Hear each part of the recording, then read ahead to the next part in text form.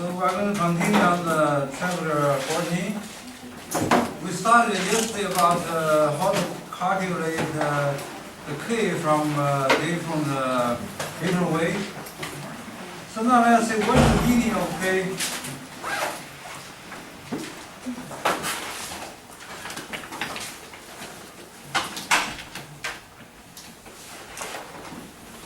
So from the number of k, you can see something about the chemical reaction. The first is you can tell if a reaction is a product favored or reaction favored. For example, if I give you the chemical equation like the Haber process, N2 plus 3H2 produce 2 ammonia, and you know the equilibrium constant K has this expression. So that means it always take the product divided by the reactant. And also remember, you don't put those pure solid or pure liquid in the equation. You have to use the coefficient for those gas and aqueous solution as powers. So you get this number pretty 3.5 times 10 to the 48. So this number is much larger than 1.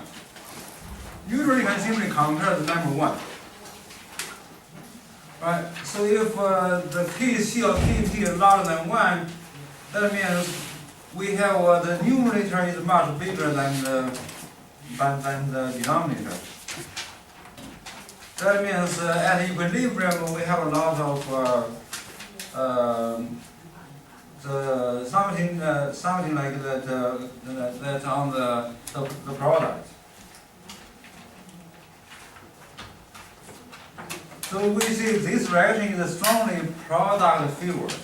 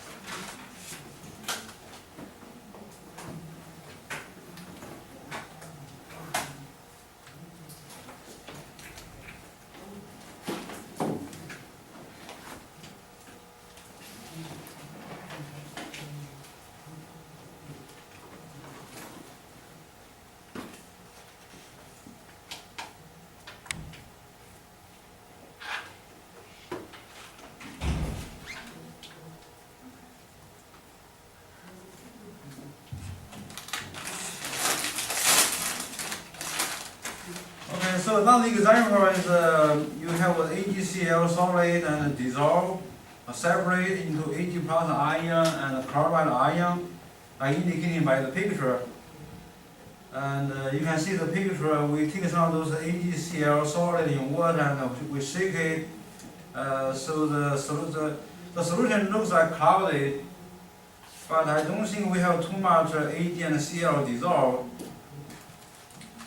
Because you can see from the equation, and you write the Kc or Kp, but in any case, anyhow, this you cannot write the Kp because you don't have the gas. So you write the Kc and you write only the aqueous solution of the gas, and the product is aqueous, initially the reactant. So the AgCl it become like so this here become 1. But anyhow, the number is 1.8 times 10 to the negative 5, which means much smaller than the other one, than 1. So therefore, we see the concentration of the product is much less than the reactant at equilibrium.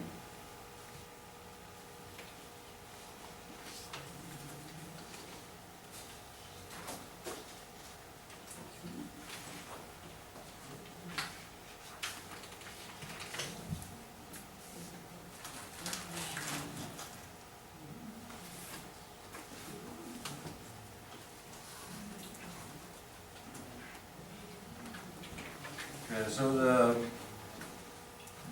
the reaction with a small k is strongly reactant in favor.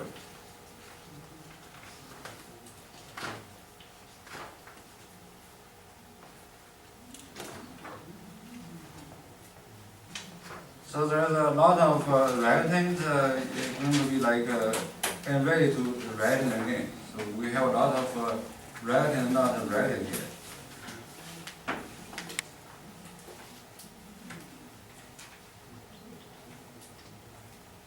But the problem is if the key is small, that means waiting like unless you change the condition. If you don't change the condition, you waiting like for some time, it still have the same ratio. All right. So if you use the diagram or the graph, you can see something like those. For the key larger than 1, and you will see the product of the line. The concentration line after equilibrium, after some time, and you can see the product, the line is on the top of the line for the reactants.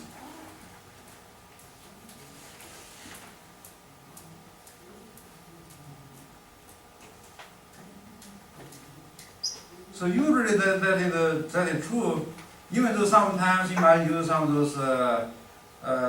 those exponents like a square or cubic, change the ratio, change the little bit, but in general, so when you have the key larger than 1, you will have the product on the top and the reactant at the bottom. Vice versa, if oppositely you have the reactant favor the reactants, that means the key is smaller than 1, and you can see the result. The product, so those line product and those reactants, those are representing the concentrations. So the concentration of the reactant after equilibrium is still much higher than the product than those produced. So then you can see so that's basically the picture tell you same as we saw in last slide, those numbers.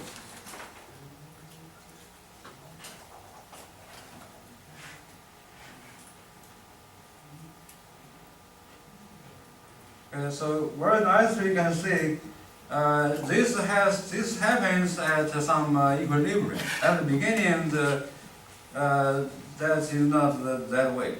At the beginning, you will see the concentration of the products is always almost 0, and at the beginning, concentration of the reactants is always much higher. So remember this number, even though the number 1 is not always representing something, so we usually use 1, and because 1 can be the result of a fraction.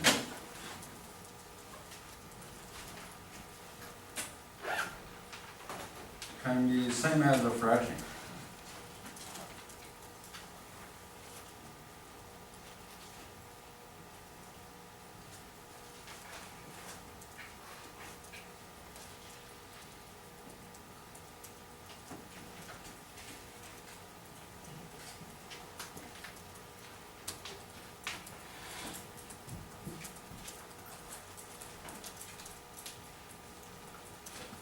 Right, and it can also help you to decide if the reaction at equilibrium or not, and also can tell you like the direction, what's the direction, which way the reaction will go. To do that, not only you need the K, you also need the reaction quotient. So let's take a very simple chemical reaction, is so-called the isomerization. So we have 2 isomers of one compound. Isomer, briefly, that means you have the same molecular formula but different compound. So on the left side we have the N-butane, on the right side we have so-called isobutane. You can see the difference from the model. The N-butane has 4 carbons straight. There is 4 carbon lines straight up.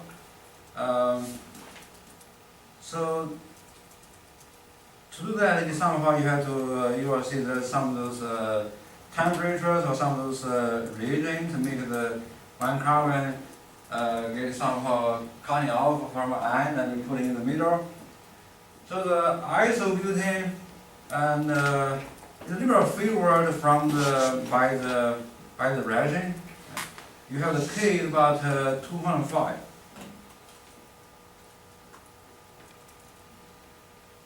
Right. So now if I give you some numbers for the concentration for the isobutane and also the N-butane, the N means normal. So then the question is ask you is this reaction mixture is at equilibrium or not? If not, which way it's going to shift into? So what you do, you have to find out what is the Q. So you will get the equation similarly for Q is similar as for K. So just write the products on the top and with some of those coefficients and power. In this case, all the coefficients is 1. And I just plug those numbers in to get the number for the Q.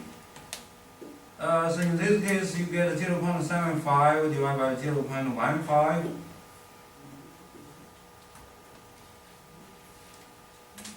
0.75 divided by 0.15. So we get 5.0. So this is the number for Q. And by compare these two numbers, and we have a number for K is equals 2.5. After you compare, you get a conclusion, you say Q larger than K.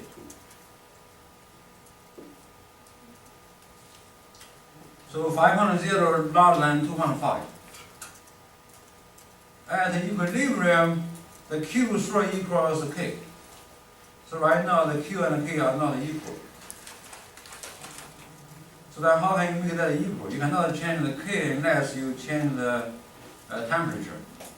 And usually unless I said change the temperature, so will not change the temperature. So if you don't change the temperature and the reaction still want to go to equilibrium, the only way the reaction can go to equilibrium is by changing the concentration from the reaction itself. Did you find 2.5 or was that given? The 2.5? 2.5 is not good. I give it to you on the last slide. So then that means for a given chemical reaction, if give the number K, give the K number for you, and so you just use it like compare, see what is the number larger than 1, smaller than 1. You get some idea. Larger than 1, that means favors the product, smaller than 1 favors the reactant. And this problem give to you like on the last slide. So now we say we have this chemical reaction, and we know that at some temperature we have this K, right? So now on this slide, we give some more. We have some more information, and you have isobutane has concentration in some mixture 0.75, and the normal butane has concentration 0.15. The question is, if you know those information, do you think this mixture will be at equilibrium or not?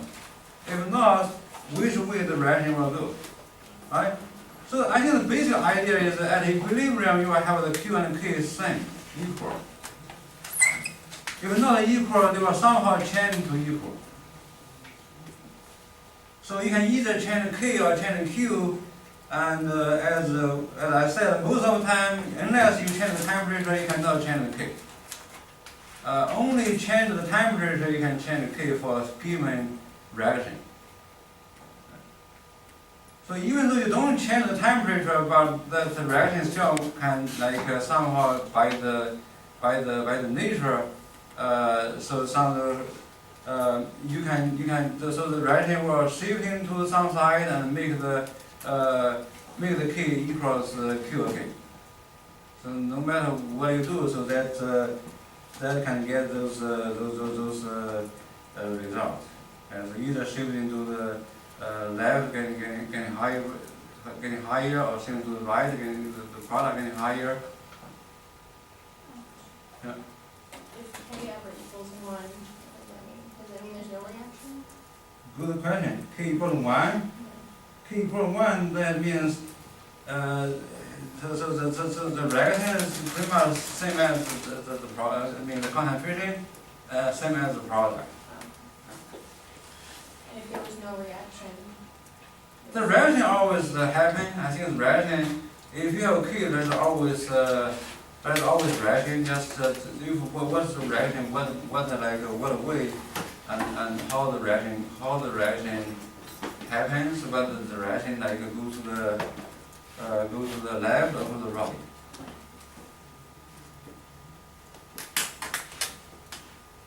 Or the reaction will go both ways, go to the right, go to the left, but at the same speed.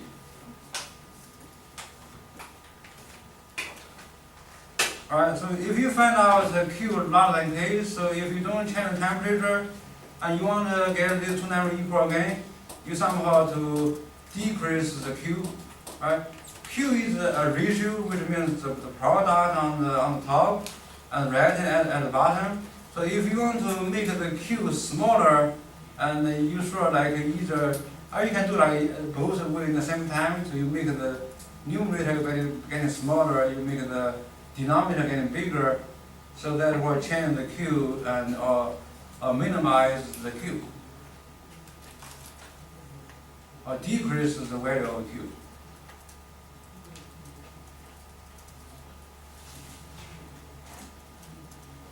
Okay, so you mean not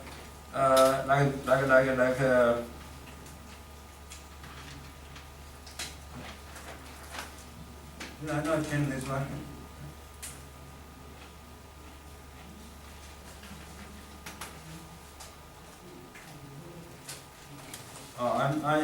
I think I mean here, not 0.5, 5.0.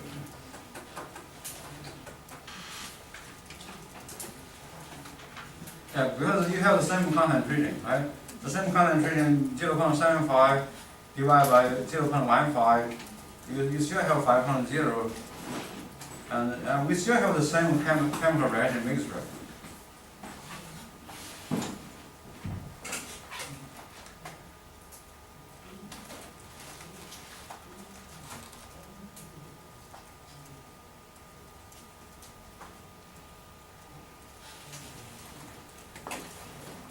Alright, now you do a practice.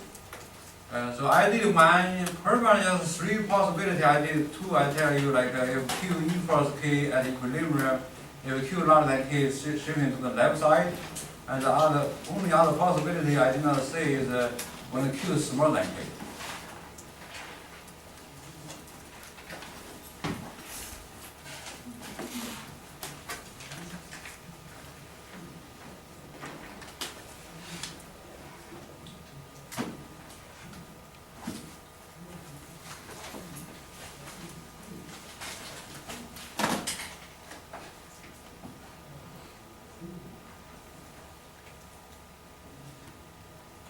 Alright, so do a practice. I think you need to start with the equation for Q.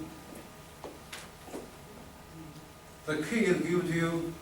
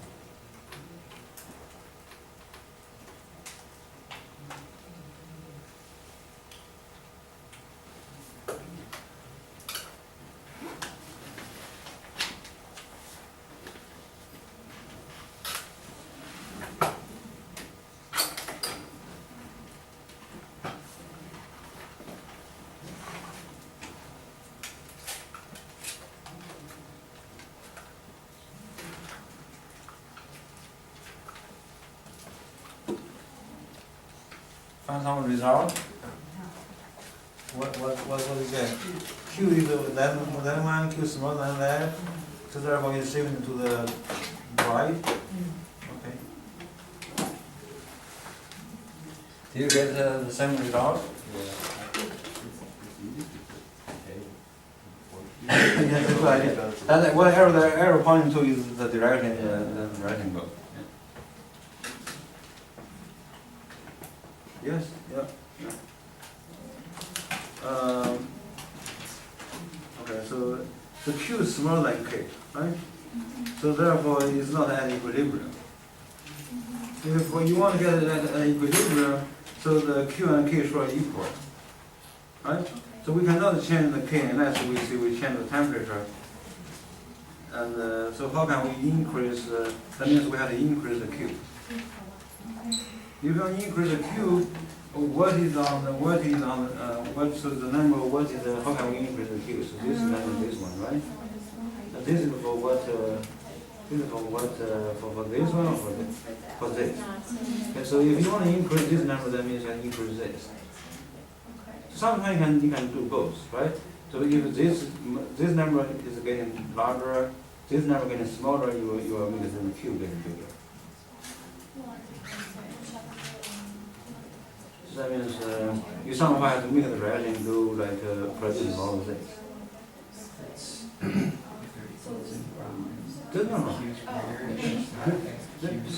Given the random pattern, it has 100 times like this, and this is 170.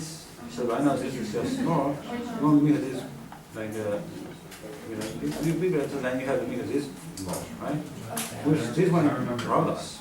Right. So that means if you this is right, right? Right. So. Oh, so this is okay. I get it.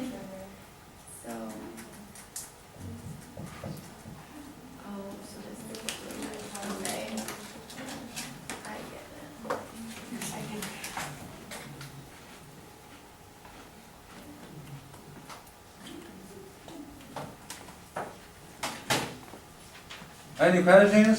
Try to go to is that an equilibrium or not? No? Okay.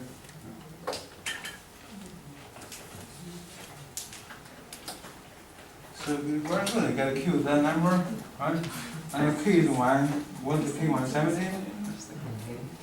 Why does it like shift to the right? Well, the bigger when Q is bigger, you're swinging to the left. Yeah, I mean when K is bigger. When K is bigger, that means your Q is smaller, right? So when Q is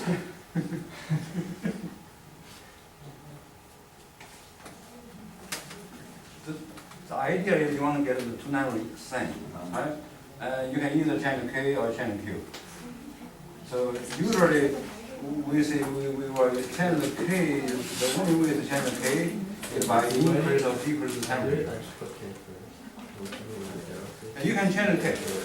Depend on what is your reaction. If your reaction is like endothermic, you increase temperature, your K will get larger. And if your reaction is exothermic, increase temperature, your K will get smaller. So you can change the K up and down also. But if we don't see like we change the temperature, then the reaction can still like have the ability to balance. And change the temperature like we change the temperature, right? So if you don't change the temperature, the reaction tries to balance.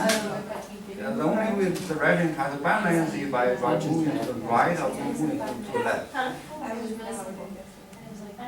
So for this problem, what is your Q? 111 is smaller than 170, right? So that means you can say what is the equation for so that's say the other with the thing over it. What is the equation for the Q? What is on the top of this? The product. So you need more products. Yes, you need to make produce. Yeah. So you want to have more produce, and you have to like go into the we usually say the product on the right side.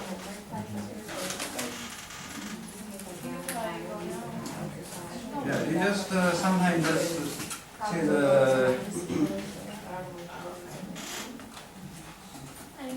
process. So you get 2 right? Get Q. Q1, yes, that's good. So that's the case, you just remember that. Then you will just compare this number. Q, the products are on the top. So Q is smaller than A. Yeah. B than B. Smaller to the right. You want more Q. So you can multiply to increase it, you know? And vice versa. That's why I have smaller.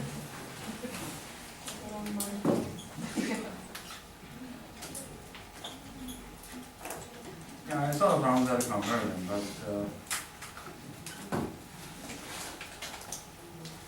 and from this picture you can see basic idea. So basic idea is you either have the Q larger than K, right? That on the top, or you have the Q smaller than K, like those mixtures below the red line, right? So on the red line, this blue curve, the blue curve representing those the number of Q for different mixtures. The red line representing the number for K for different mixtures, and as we said before, no matter what kind of mixture you have, your K will be always the same number. If you don't change the temperature, so you can see in this example, we did not change the temperature, we just changed the concentration of A or B, right? And you don't have a different number for K. The K is just the red line, 1.45. But if you change, you have different reaction mixture, you might have like 0.75 0.75A and 0.25B, right? And or you can have the opposite 0.25 of A, 0.75 of B, and you will have a different number for Q. That makes sense? So if you have a different number of Q, you compare with K, and you can clearly tell your reaction at equilibrium or not, if not going to the left or going to the right.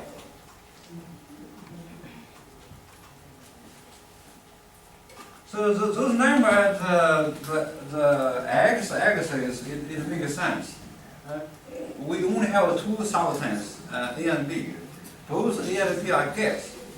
And so at the beginning, let's see, we only have A. And we see A concentration is the molar concentration is 1.00. That means in 1 liter you have 1 mole of A. Now, the only way, let's say, at the beginning we don't have B. Then the only way you can get B is from the reaction of A produce B. So we set up the reaction mixture, let's say, at the beginning we only have A, and we don't have any B. So then as the reaction goes, we have less and less A. You can see H concentration from 1 changing to 0.75. And 0.5, 0.25 becomes 0, right? So then in this process of decreasing the concentration of A, the concentration of B will increase it. Because this ratio is very, very special, we use the example, we say like 1A produces 1B, and those numbers adding together always 1. So you adding 1 with 0 get 1, you add 0.75 with 0.25 get 1, you add 0.5 get 1. Right? So the total mole of content, total mole of this A and B is constant. That's not always true, but we have this simple reaction like 1A plus 1B, and your total mole, the mole of A plus mole of B, always 1.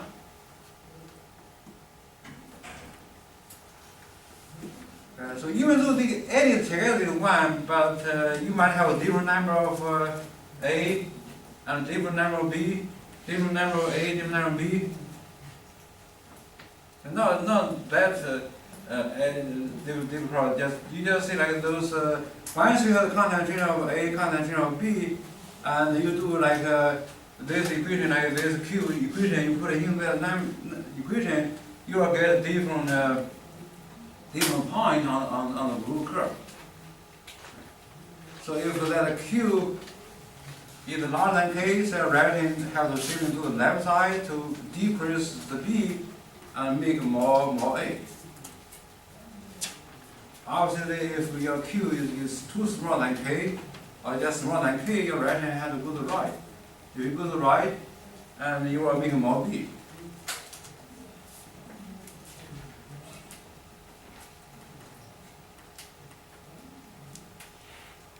Okay, so some of the table calculations, and let's see, I think we saw that before, right?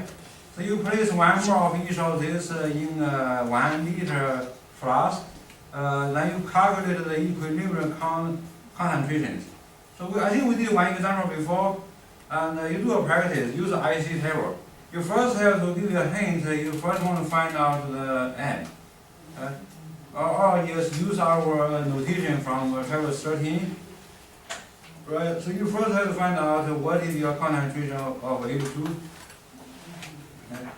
M is this one, so let's find the concentration of H2 and find the concentration of I2. Right?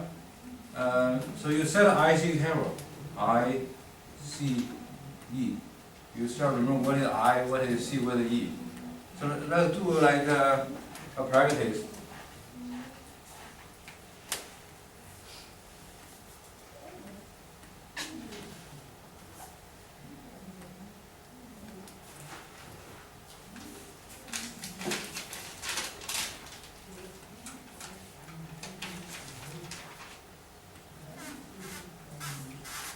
Remember yesterday I told you if I give you something initial, and if you have 3 substances in the reaction, I only give you 2, then that is you same as the other one is 0. Right? So initial we have 3, and so you have 2, and the product is 0. Right? So then you just set IC table. So if 1 is 0, obviously the reaction will go to the right, to the side with to the 0 side.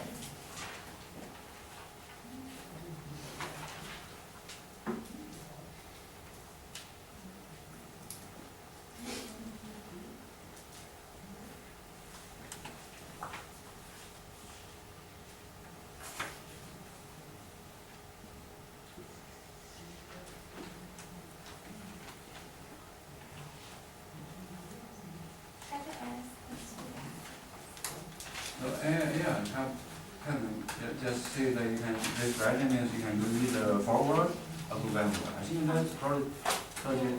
And it's just like the external variations. Oh, yeah, good. Does that You, mean no, not really, probably just random mistake.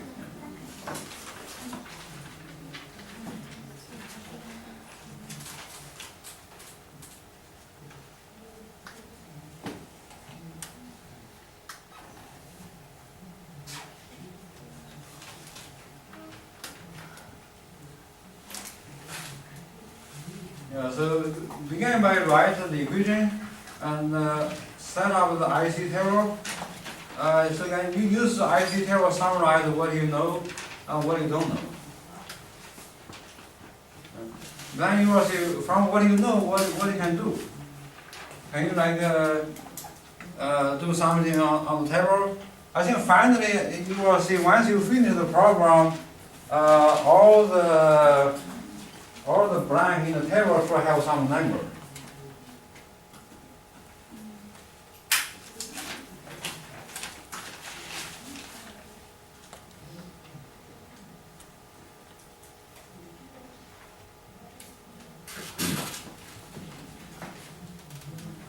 Okay, so that's good. That's good. Now let's shift the direction or shift to the right at the beginning, because the right side have nothing, have 0.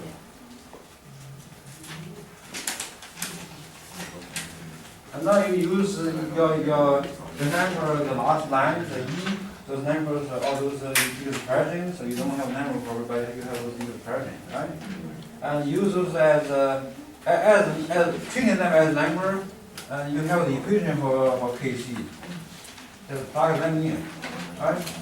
One side plus the number in one side plus two sides. Yeah. IC table beginning. More concentration, that's good. You take more divided by liter, right? So those you get one is from the calculation that be 0. No, that is the K. That later on you're going to use that for, we have to get the equation for the KC first. That equation is good, okay. So this is square. So this, yeah, you can right now you can let this equal this is good. Now you have to find some number, find something for those angle bracket. So don't worry about it. You just keep it there, You have that, this one equal to that, that's perfect, okay? So now, yeah, you have those numbers not right. No, not right. Because you don't know what are the numbers. And you only can assuming, so if this is 0, the direction will go to the right. Right? And when it goes right, then you can see how much is the change, you don't know either.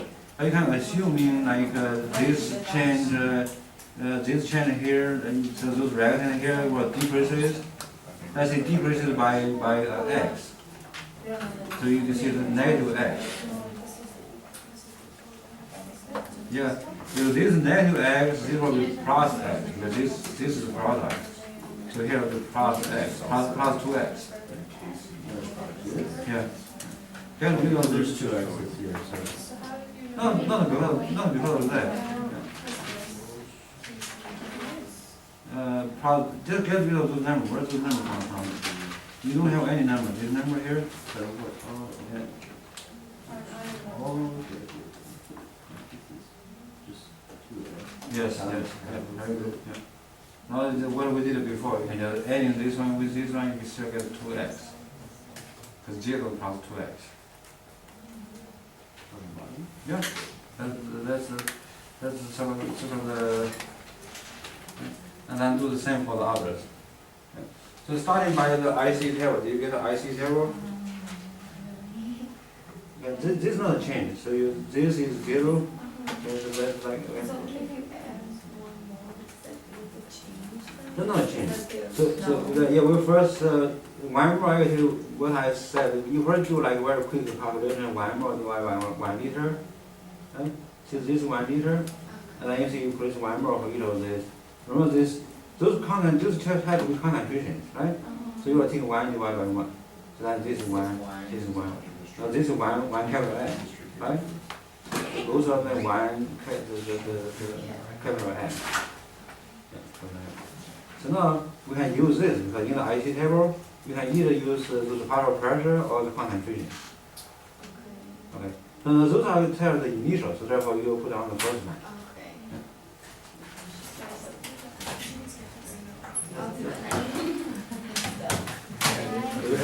Oh, you just 1.00, right? Oh, okay. Because this is pretty much one line type squared. And yes, that's 0.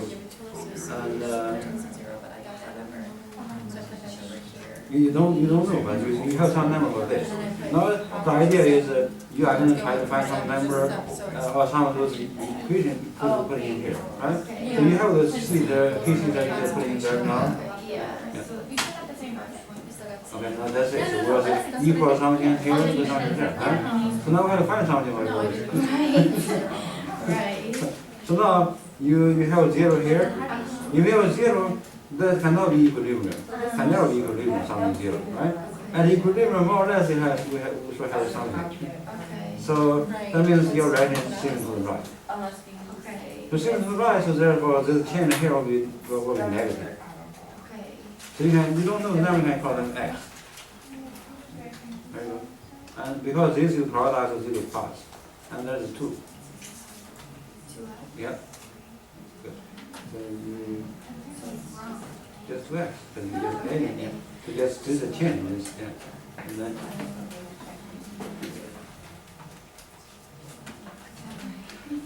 how you get this one? Oh, I added. Yeah. Great. I'm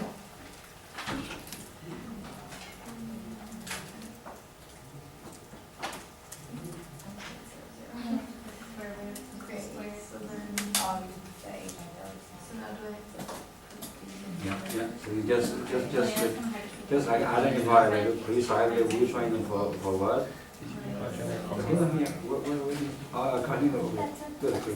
Okay. Yeah. And it's square. Mhm. Alright. Since you don't know, you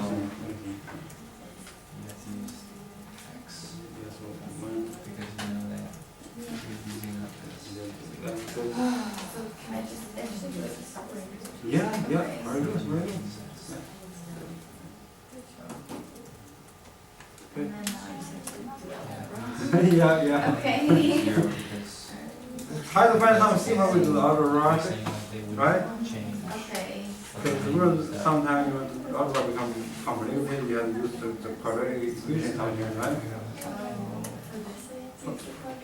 This one, what is it? This one probably this one, I think you can use it if you want it, but you don't have to use it, right? Okay, Yeah. okay. Good.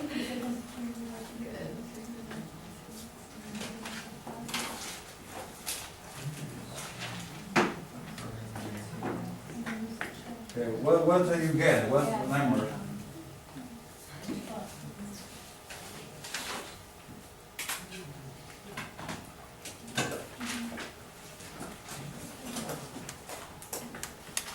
You get the IC table?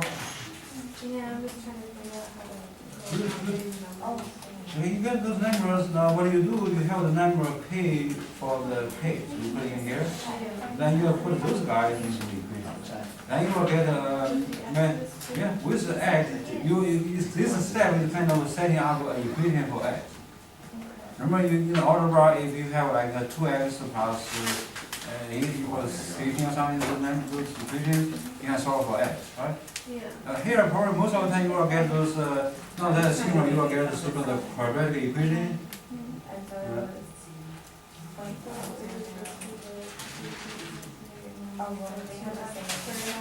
Where is it? 2x on the top of the square.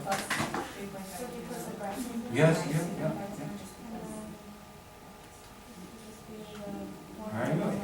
Yeah. Would you have to boil it? You don't you don't have to follow it.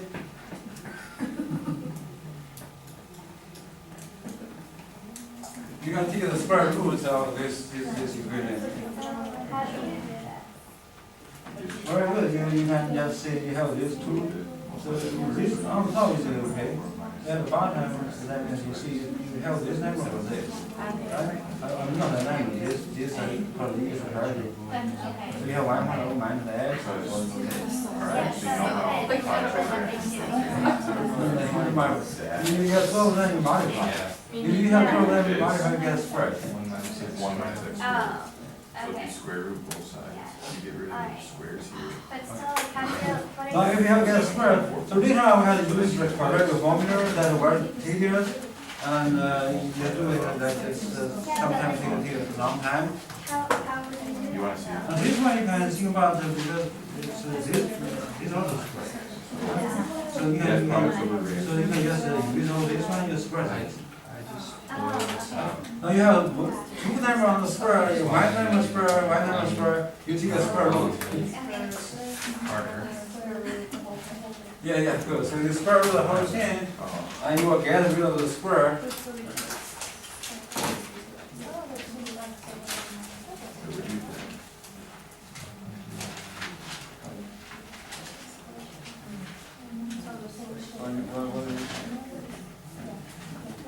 You get it, you just, no, you don't have a number, So that's good, okay? So now all you have is this one zero at the beginning, then you have to begin to like assuming. Right? So you know if this zero is right, it will go to the right. If it's right, go to the right, so the chain for A2, I2 will be negative. And negative how much? We don't know. We call them negative, let's say, the coefficient one is called negative one. Yeah, so that's why you feel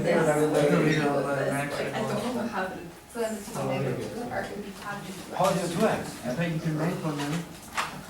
No, and we last this big one example, If you find out you kind of zero the initial zero, you don't want to change, then you add together get equilibrium.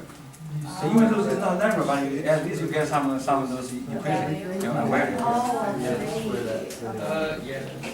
Oh, and then you just multiply that over.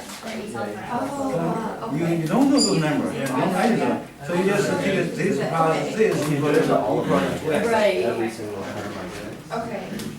So you don't know why. You don't know the number, why you do that? So 0 plus 2x is 2x. Okay, so you get rid of that. But like the square stuff, I got.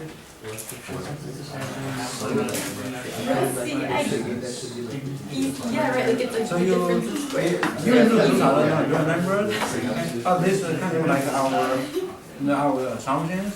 So you add in the initial with this, you get 2x. Yeah. You add in this one with this, it's not literally add, it's just sum, right? Yeah, so do that, so this become 2x, and that become 1, Would that be negative? and that's the common is still positive 1. You have negative x. So that means you have, just put them together, you have 1 minus x. Okay. Oh, then. That's it. I mean, then you will have the equation for Kc, right, that one. You also have a number for Kc, Yeah. right, like that. So now what you do, you will keep this number on the left side, and then you will replace this 3 by whatever we have Ready? from the last line. Okay.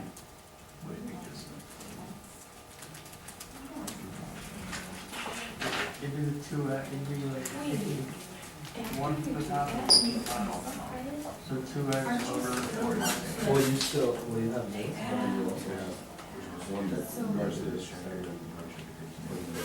What do we get? We get some number? with the You can notes. solve for x And that equals Then, and then plug in then how do what you you get get for for that? we x. move to this side. Oh, done, okay, okay. Did you use the Pareto formula or you just take the Thank you, square I root? literally forgot myself. Sorry. And I forgot myself, that's Yeah. Some equation, you have to use the Pareto formula. This one, you don't have to use the Pareto formula. You just take the square root. You take the square root to this 7.44, and then you multiply over, so negative then over 1. That seems reasonable, 0.779. Yeah, so try again. You can try to do that as a practice, because later on some equation you must use Pareto formula. Yeah.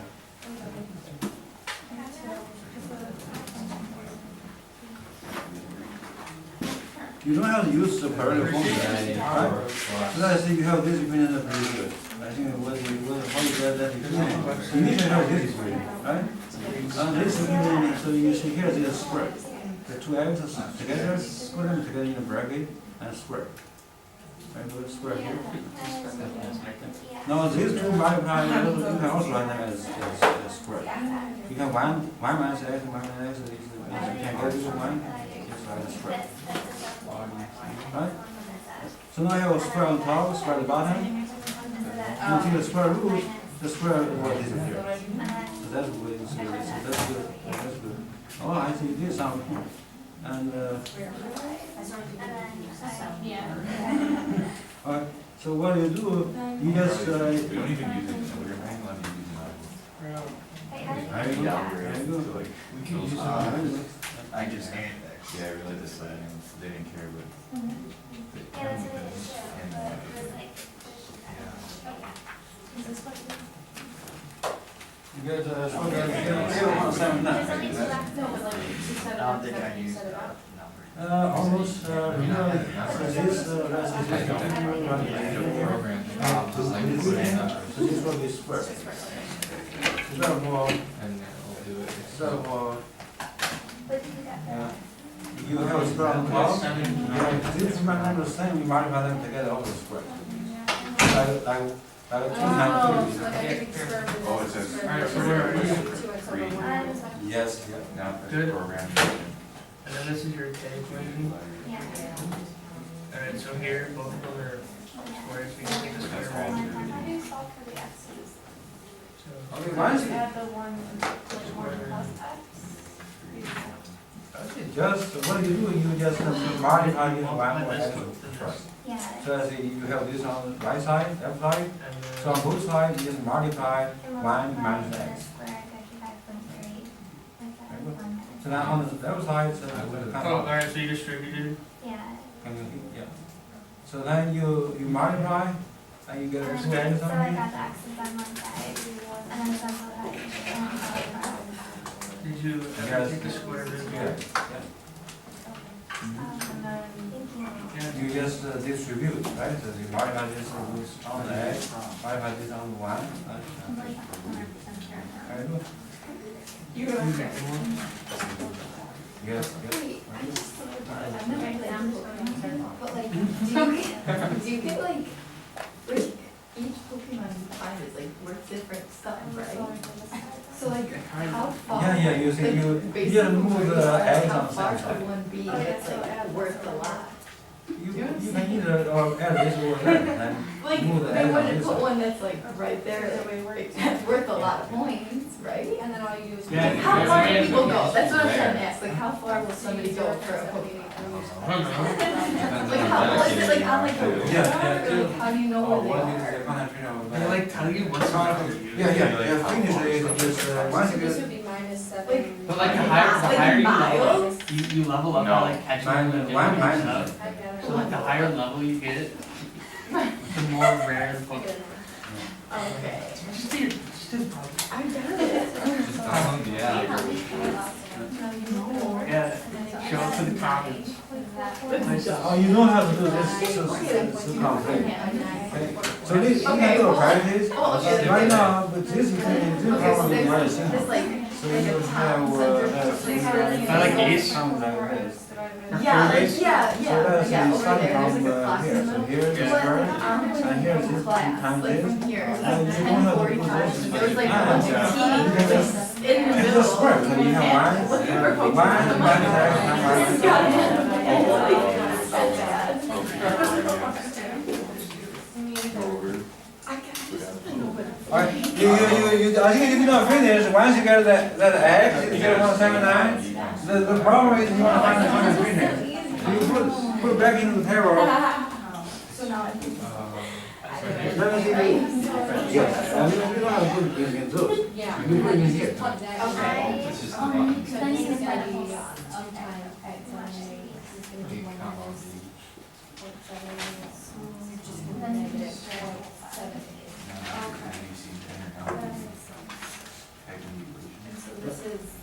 The concentration of that one, and that equilibrium. Not that far. It's only like 10 steps. are all negative, right? So we do that, isn't it? Well, I think we actually take them like that's Yeah, you gotta take the equation so far. Then it just fills in whatever the user puts in for So now do I use? I just like that. It's in the equation. You don't see him use that again. No, do I just do one? Yeah. Oh, it's that, okay. So that's it. You finally get, there's nothing else. well, you still get X, right? What do you get for the number for X? Very good. So then you will get that one, and that one's 1.5 something, right?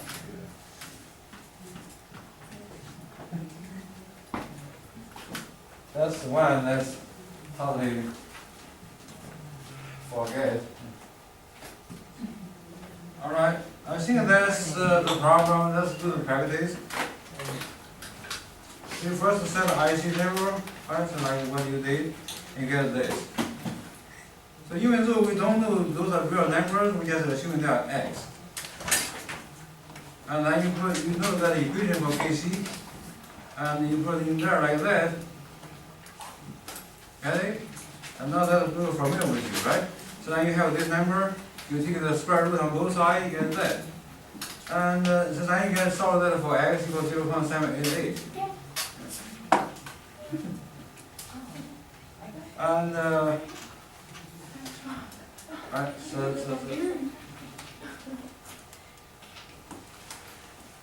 110 minus X come to 1, and so that's it. You have the three concentrations. So two of them has 0.21, the other one is 1.58.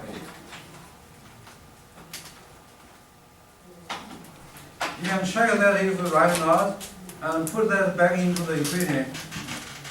You right now that's just practice another one. Right, so try this one.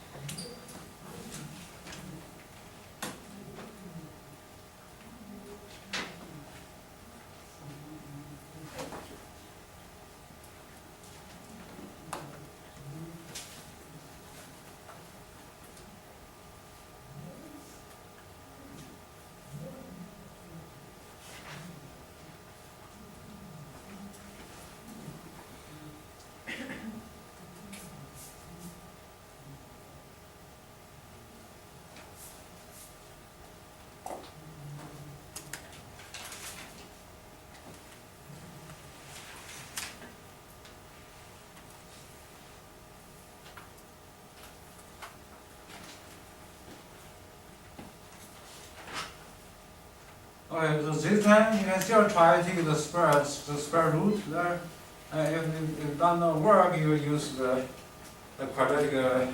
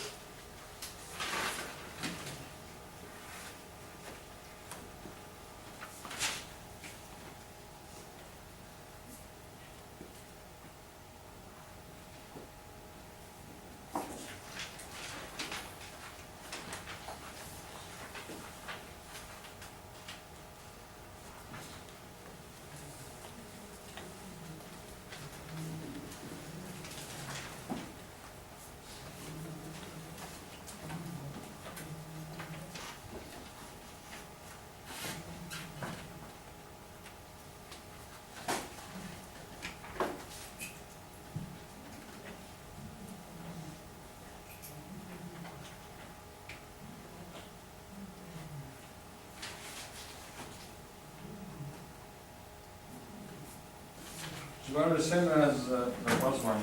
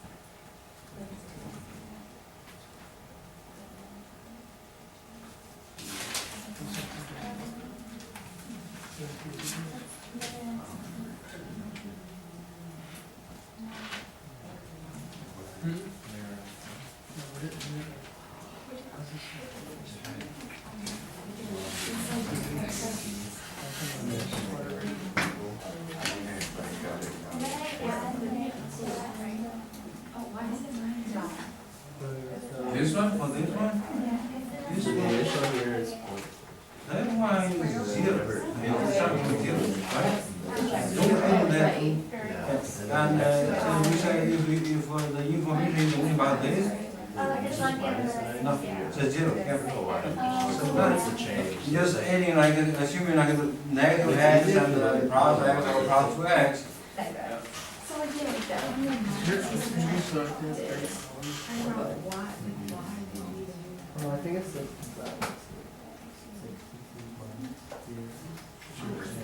two. Maybe it's the two. Why is it? Maybe 2 weeks. I guess this one needs to be further.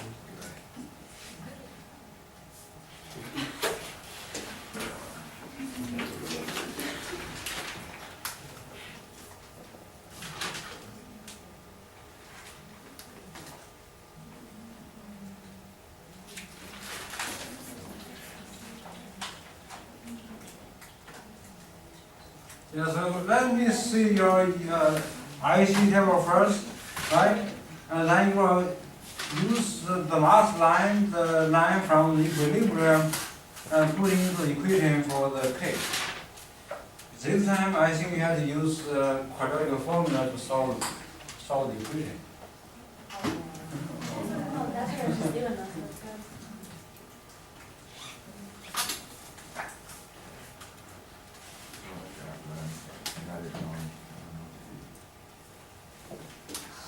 Okay, so you get wrong because you don't forget this 2x for this guy.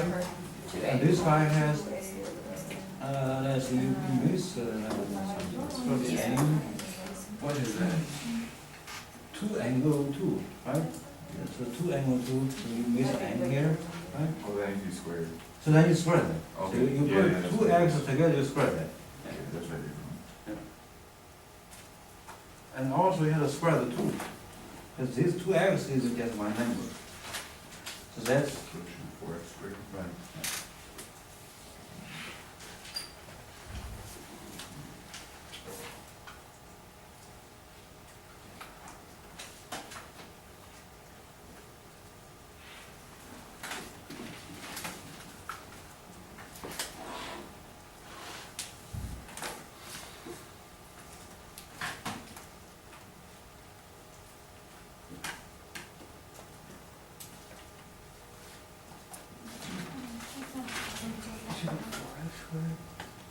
Yeah, 4x squared comes from the 2x get squared.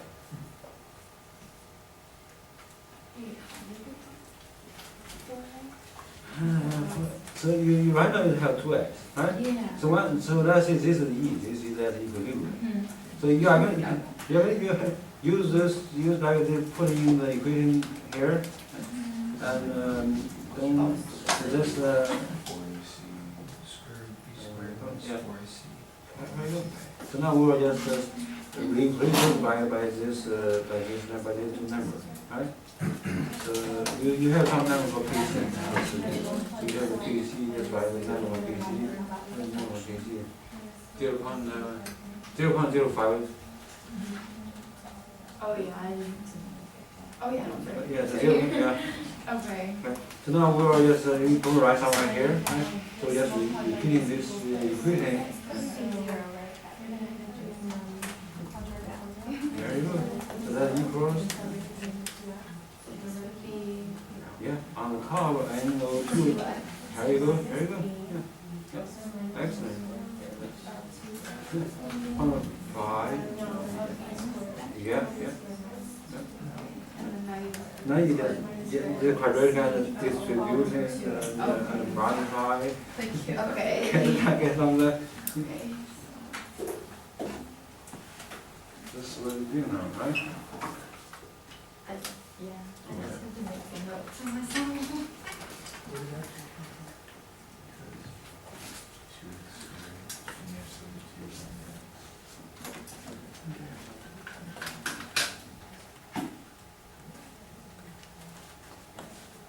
Okay, so this time you take a little, negative b plus minus square root of b squared.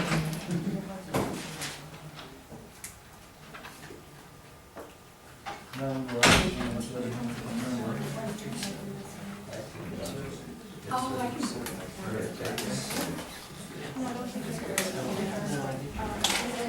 Yeah. Why, where do you think that's right? Well, you have a root of x and then square against it. Yeah. So what do? You are square 2 and square. I knew there was So you a will- skirt. So you will get a Thank 4 you. x squared.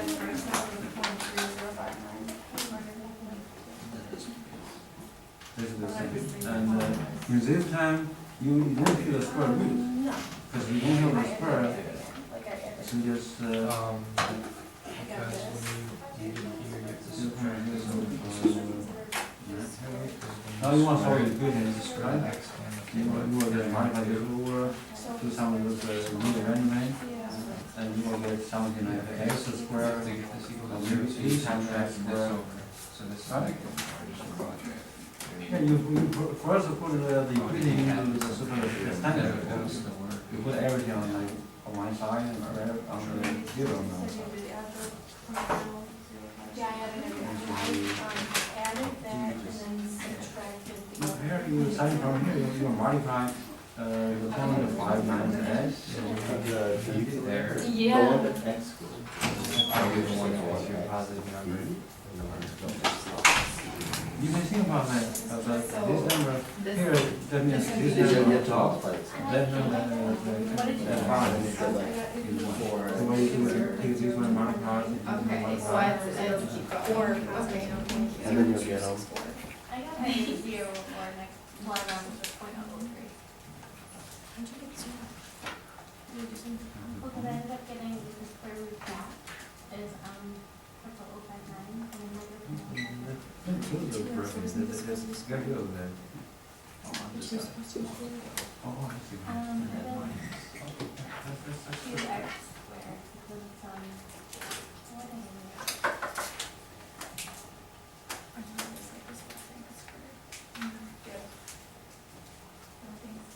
Yeah, so it's a 4 squared, right?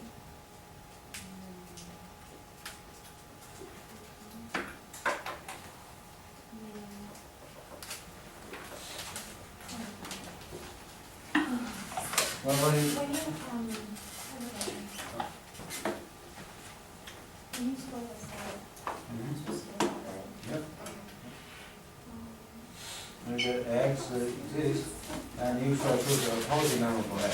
yeah, but I'm supposed to plug it in and see if that's true.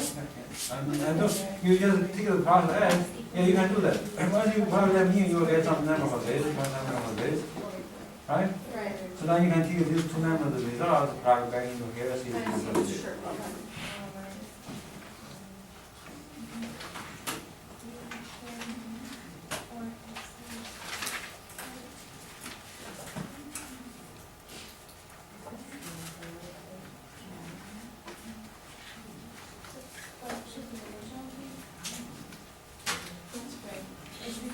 You get 1.026 something for x, right? Yeah.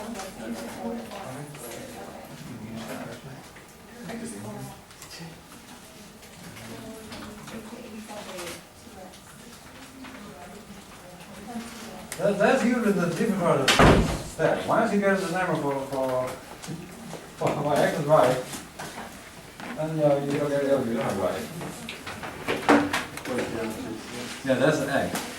And now you have another number than the x, you know this number. Really? And then you just put it back into the last line, right, whatever. Into the, Yeah.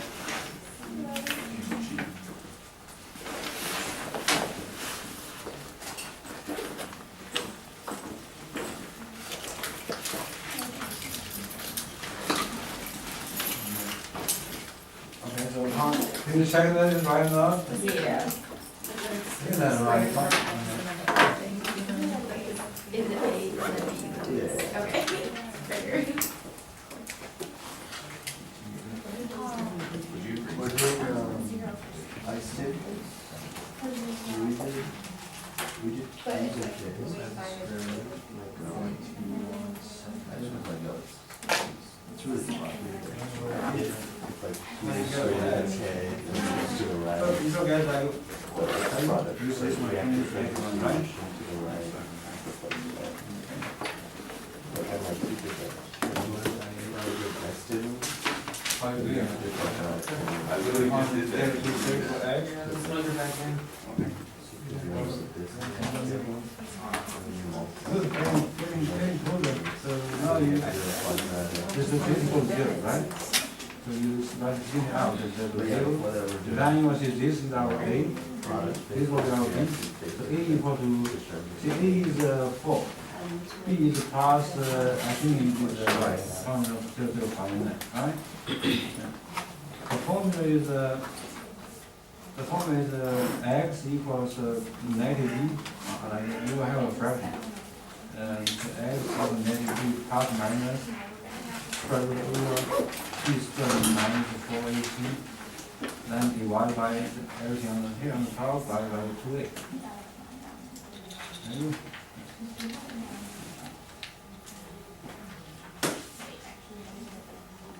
You're understanding tables. Yeah, I started to go because we had first test. yeah, so this sometimes some people use those calculator can do a program. You can program this correct formula in your calculator. Yes. I don't know why you use it. Have a good guys. Like now, you know, I think very easy program. If you look at the manual of your TI-83 calculator, you should be few line. Pretty much whenever it's So what do you get? You get some.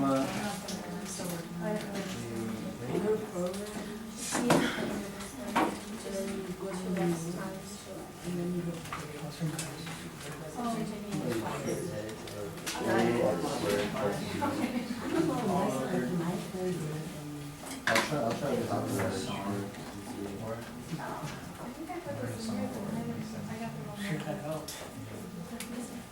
Did you solve the problem? Get the x and get the contribution? You can check that do the number by putting the number back into the equation for your case if that's equal to that number.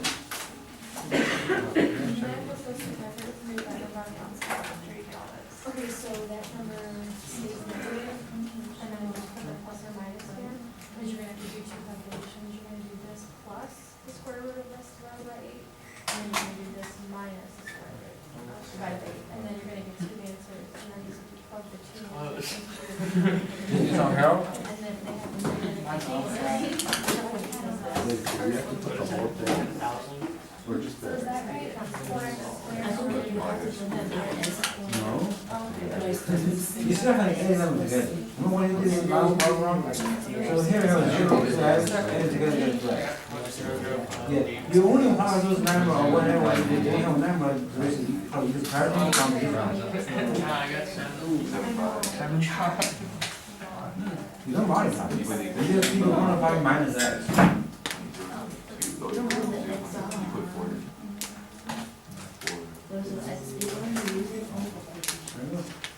Now you just put those into the equation, so this equation here is okay. And you will see, so this number, we don't have a number as a real number, but it's 2x, what's that? Yep, so you get 4x, well, that's good, right? Now at the bottom, you don't have a single negative, you have 0.5 minus x. That's why you see this value. Thanks, you know, you're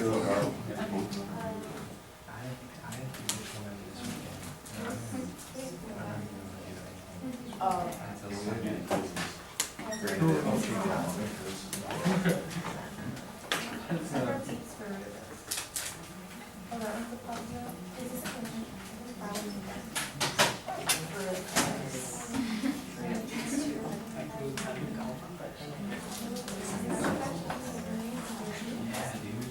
Of course, you just are like, screw it off, you just walk around with your phone.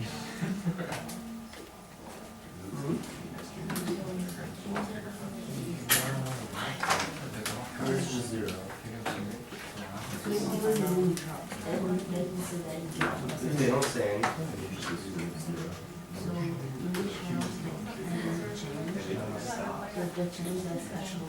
Well, I think not too bad. Most of you Change? get the idea, just a little problem with the mathematical, like the So basically, problems. this one is larger. I think that's problem here 2, 6. This side, go ash. So that's the result. Like here, all. I think the next few slides will show you the detailed steps. This is the result. You get x first, And then you have those, you either put them back in the equation.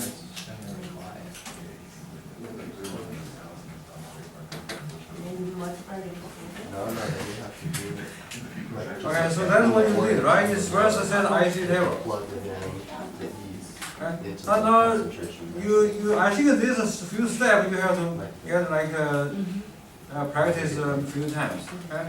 You get the negative x plus 2x, and then you have to put them together. Okay? Remember, this step is very important. You put 0 plus 2x, get 2x. Now there you have 0.5, negative x. You don't simply take one of those numbers. So the equilibrium, as you noticed like yesterday, the number or the value for the at equilibrium always the initial process change. Okay? You might have a number, you might not have a number, but just you don't have a number, you put whatever those variable in there. So now next you will put those into the equation. So now you just put this equation in the standard format, right? So you will multiply the denominator 0.5 minus x over, and then do the rearrange. I think most of you get that part right? So you have this number, this equation now, and then just let's say collecting all the term on one side, put the other side equal to 0.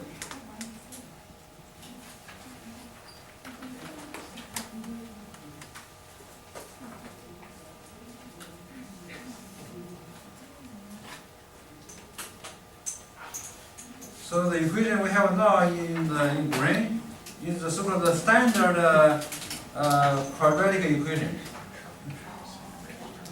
You have to put it into the standard, then you can identify what is your A, what is your B, what is your C. What is standard? Standard that means you start with x squared, and then the normal term x, then the normal term x0, which means just number, right? So now let's identify this in the quadratic equation. So most of the students, in like 3-year college, 4-year college, just have a little difficulty because once you learn something at high school, then you forgot. Even we forget. Now you identify compare with a x squared plus bx plus c equal to 0, right? And you can see in this example, your a equal to 4. B equals 0.0259, and C is negative.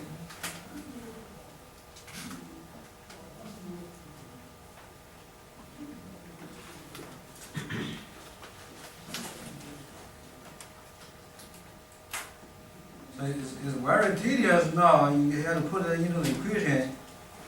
So right now just identify what your A, what your B, what your C.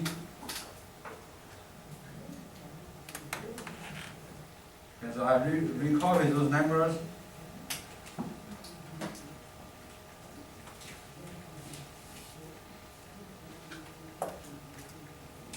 The formula is this, negative B. You remember that, but it's very tedious. You have to be very careful doing what first. Usually you will do this part first. Okay? So you take the B squared minus 4 times A times C. So get something under the square root, and then take the square root. So there are some of those techniques when you do those calculations, what do you do first will make your calculation very easier.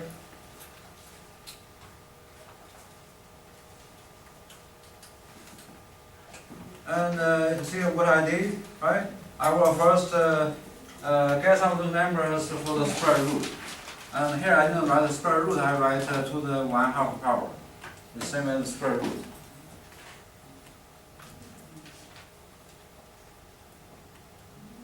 Right? And I also change that number, so I already take that number divided by 8, so therefore that becomes negative 0.00074. The progress is like this. So finally you get this format. You get a negative number plus or minus that number.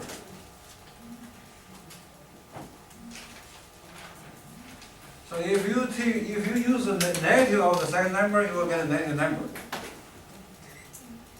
And if you use a positive for the second number, you get a positive number, because the second number is larger.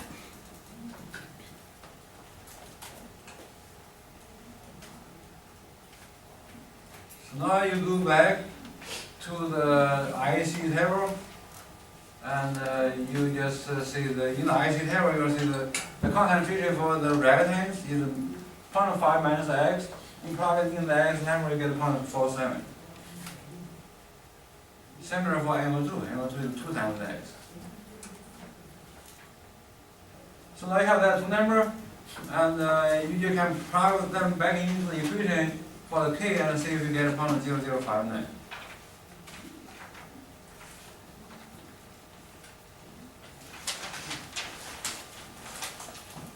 Okay, so practice some of the homework problem or some of those quiz problems and at the end of the paper the quiz, and this is just simply like some of those mathematical problems. Okay, I think we are going to study the so-called Li Châtelier principle, which means the equilibrium and the external effect. Temperature, volume, and the change in concentrations usually affect the equilibrium. The outcome is governed by the Li Châtelier principle. What the Li Châtelier principle said is that if a system at equilibrium is determined, the system tends to shift in its position to counter the effect of the stress.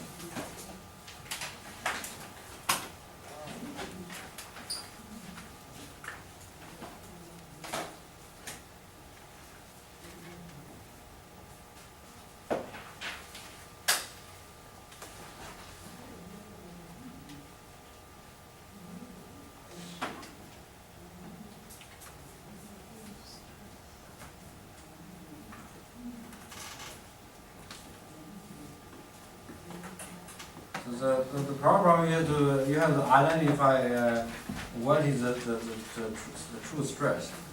So some of those disturbance, some of those change, is not really a stress. So you will see like no change to the equilibrium.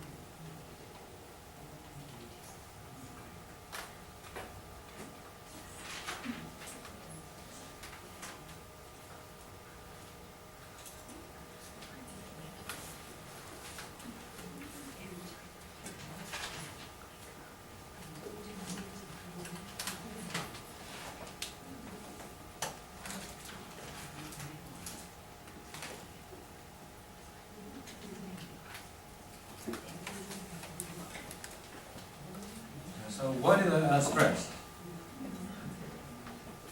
I'm not.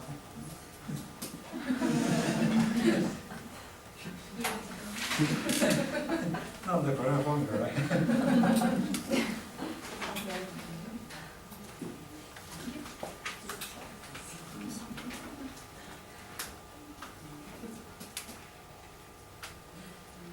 And let's try to like summarize this the common stress. Let's change the temperature, and so the T means temperature. Change the temperature. I put it in red. That means it's a stress.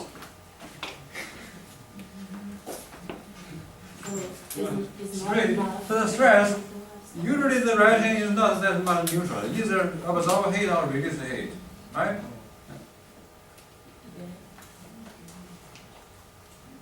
And so changing, so the result is stress because if you change the T, change the temperature, your K will change. And that's the only way to change the K for a given reaction. So we said therefore with a new, you will get a new equilibrium position.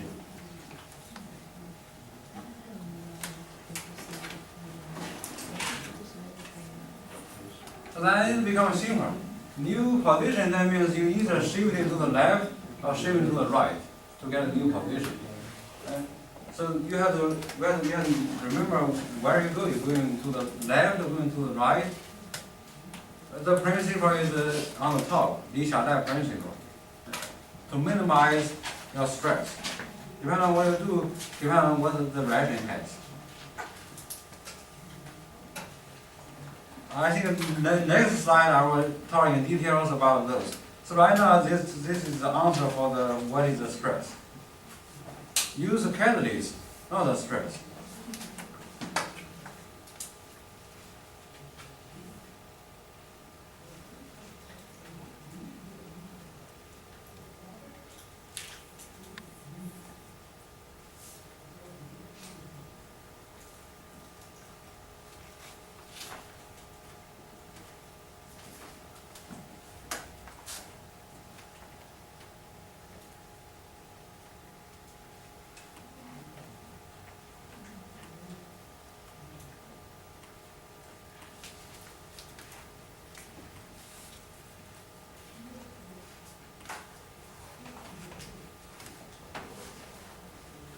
So it's kind of like a seminar style, right? Seminar?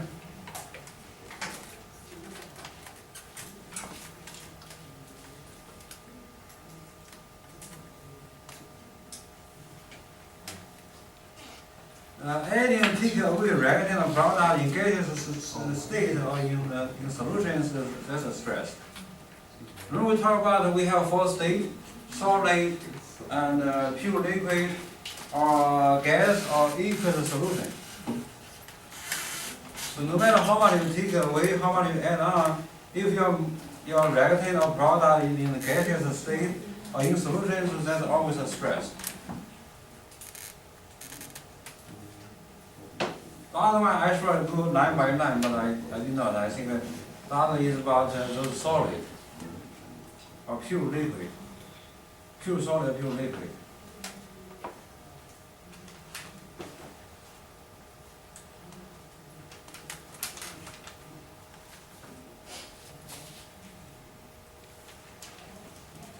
So compare if your material is in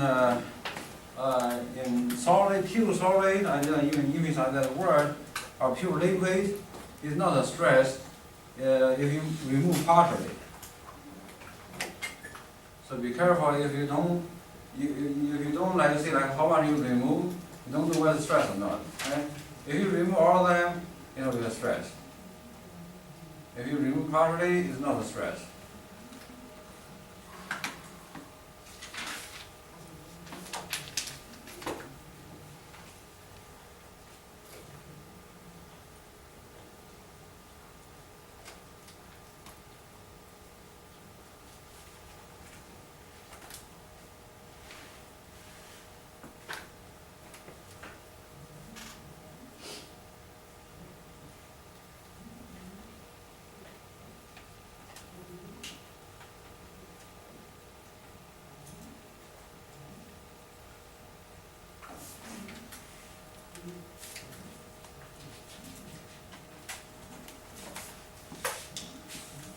You remove completely those reactant or product in gas, in solid or liquid, that's a stress.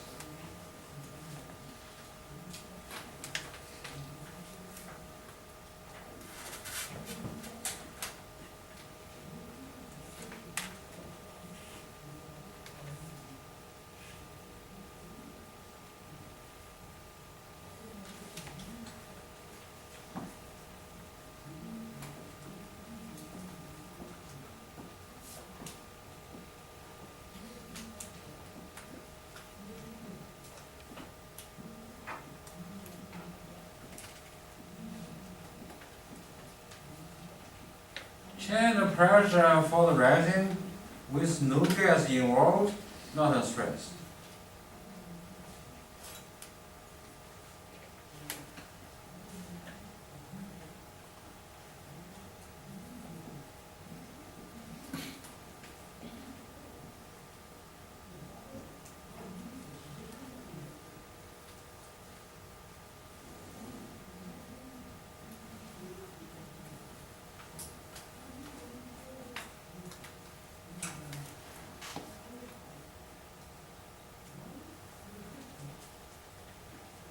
change the pressure for the reaction involving gases, that depend how you change the pressure. Okay? And also depend on what is how much more gas and how much more gas reactant, how much gas more gas product. First, I see we change the volume, change the pressure by changing the volume. That will be a stress if we have a different number more of gas on the product or the reactant.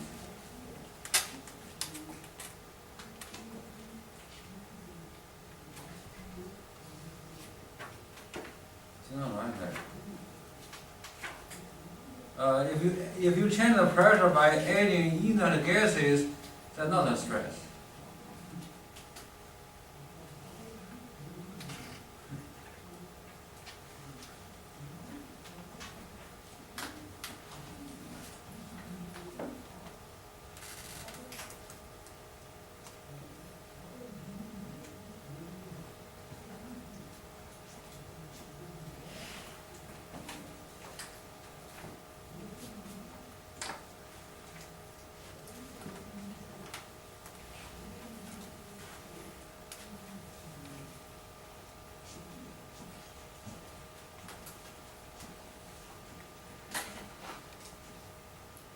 So, in general, these are the 9 disturbances, and it will give you 4 stresses.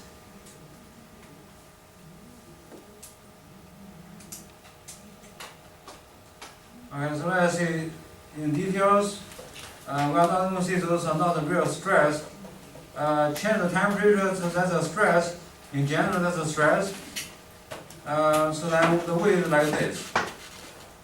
For the endothermal reaction, increase the temperature, the reaction shifting to the right. Obviously, it's true. Decrease the temperature, reaction shifting to the left. For the exothermal reaction, you just see the opposite.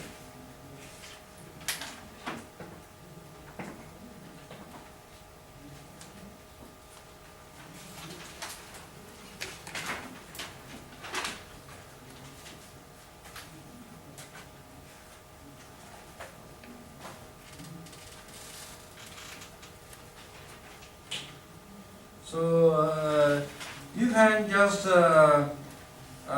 think about the heat or the energy is either your reactant or the product. For the endo reaction, your energy or the heat is the reactant. For the exothermal reaction, the heat is the product.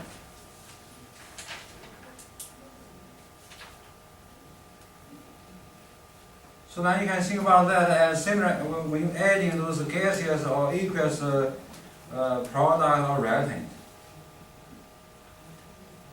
So the reaction always shifting towards the side being removed and shifting away from the side being added. So later on we'll see some of the practice. You add on, that means you are going to see like, let's say you add something on the right side, that means like everything on the right side is going to increase it.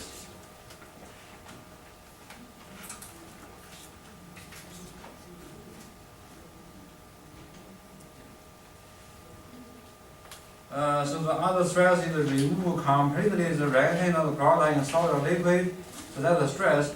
Obviously that means you are going to remove all the solid or all the liquid, and then we're shifting to the side you are removing.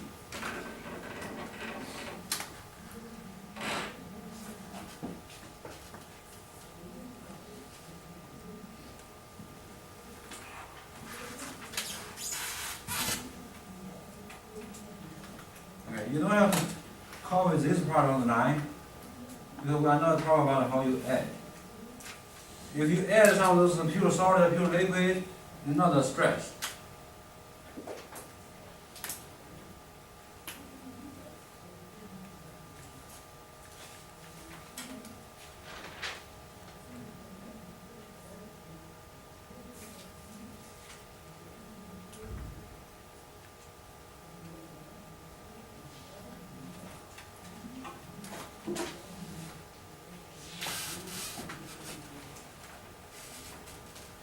let's talk about changing the pressure by for the reaction has gases, and we'll see by changing the volume. And we usually will have a different number of gas on the left and on the right. So you see, if the volume increases, the reaction will shift into the side with more gas. And obviously, if the volume decreases, your reaction shifts to the side with less gas.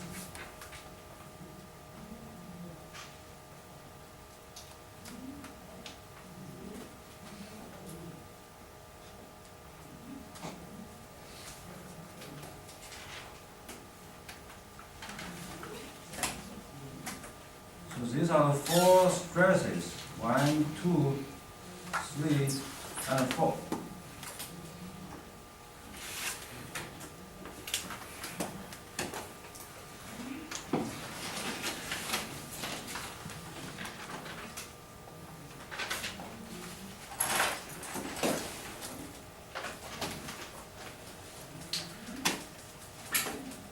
Okay.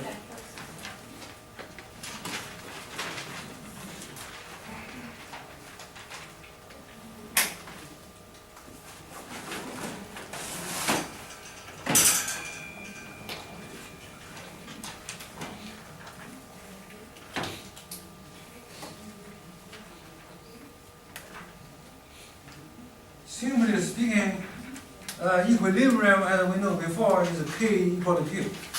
Any disturbance, stress, that alter the value of K and Q, resulting in K not equal to Q, then you will have a new equilibrium position. That is to have the K equal to Q again. So this is like the really the principle of the Châtelier principle. So the Châtelier principle is about how can you make the Q equal to K again, if you have some of those disturbance.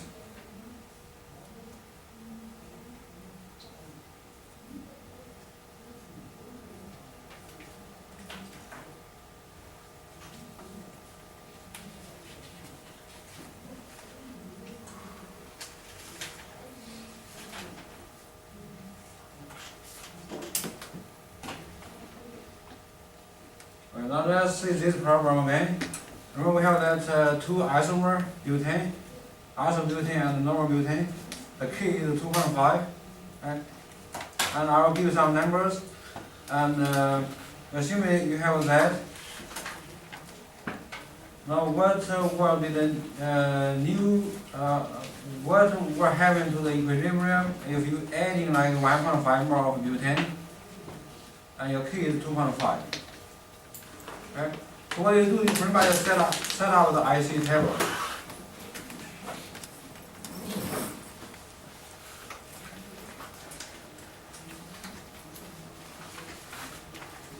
And when you set IC table, you want to see the change.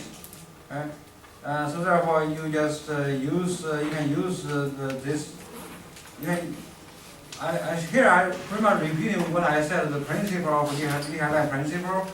So if you have the K, and if you do some of those disturbance, that means you will have a new Q. So your Q will not equal to K. So I first calculated this Q, I get 0.625. So what happens if you have a Q smaller than K?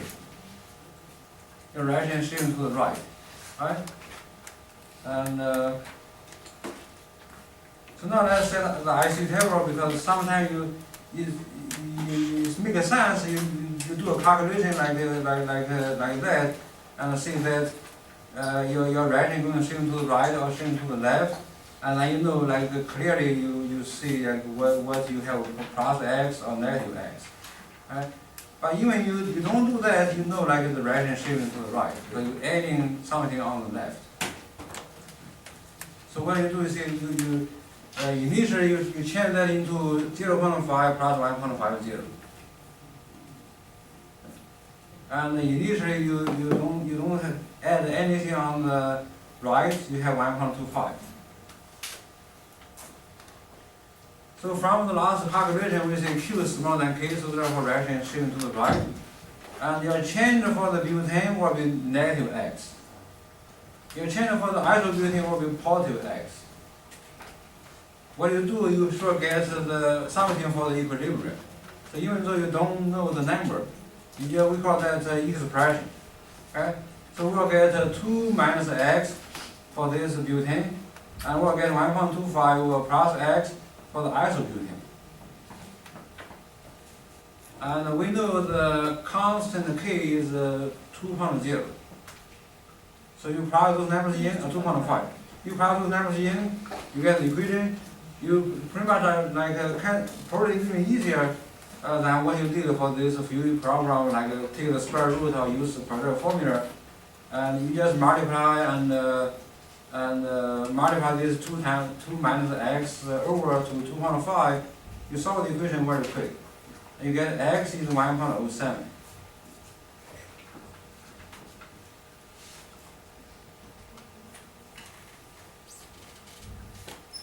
Okay, now if you put those numbers back into equilibrium, in expression you will get the final concentration for both substances. So therefore you get 0.93 and 2.32.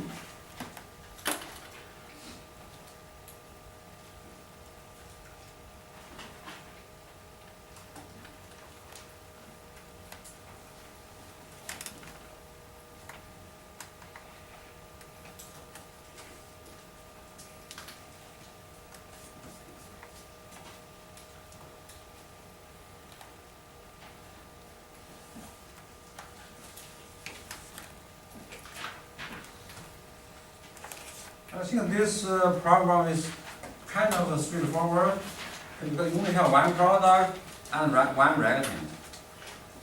If you have like more than one product and more than one reactant, and all of them is gas or aqueous solution, you add something in, and then the concentration changing pattern will be complicated.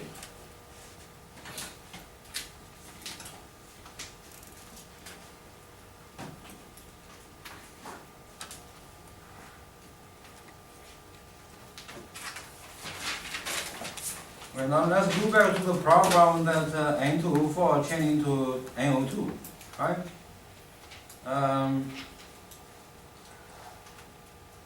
What will happen?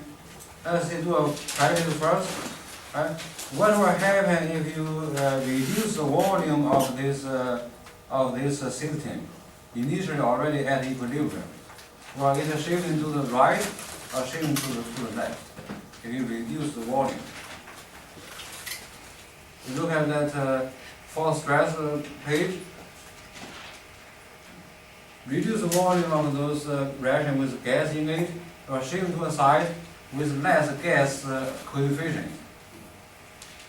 So which side has less gas coefficient? What is the coefficient for those gas material or substance on the right? 2. What is the coefficient on the left? So you decrease the volume, the reaction will shift to the left.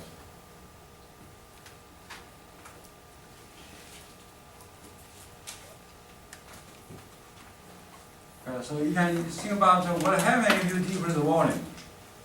If you decrease some container's volume, have gas in it, your pressure will be what?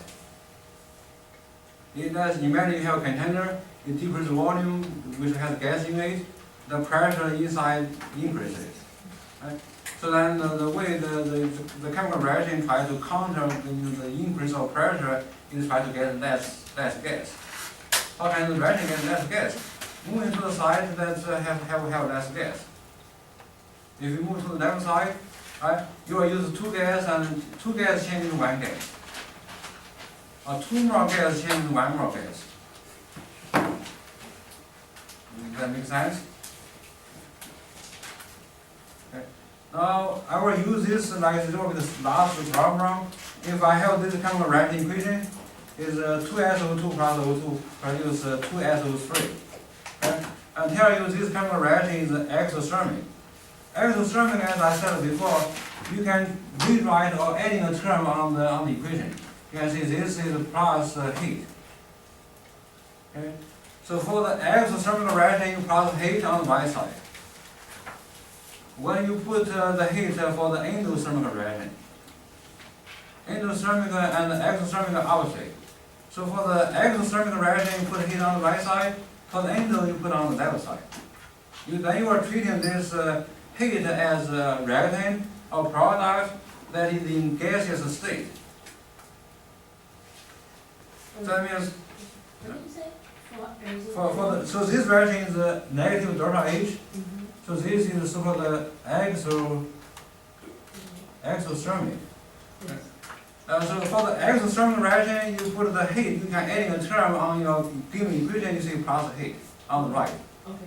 For those reactions have a positive delta H, you can add a heat on the left side.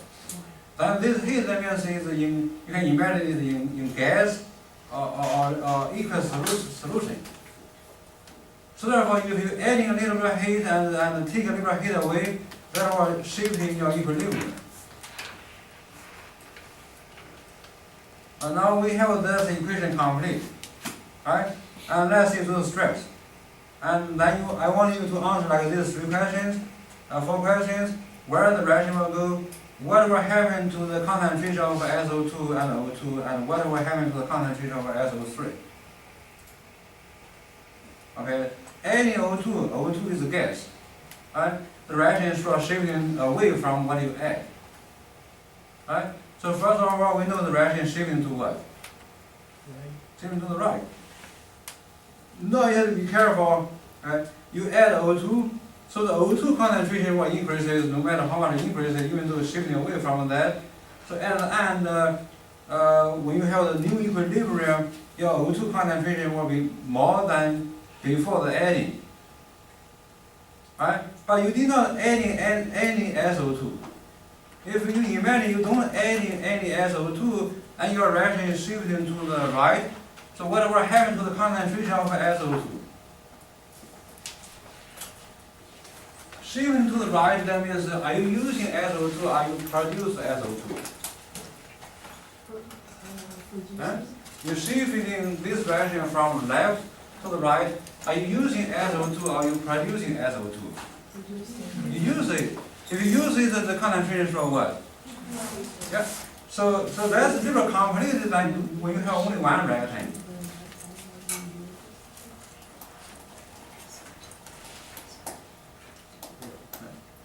And that's see why decreases because your reaction is shifting to the right, and shifting to the right because you're adding O2.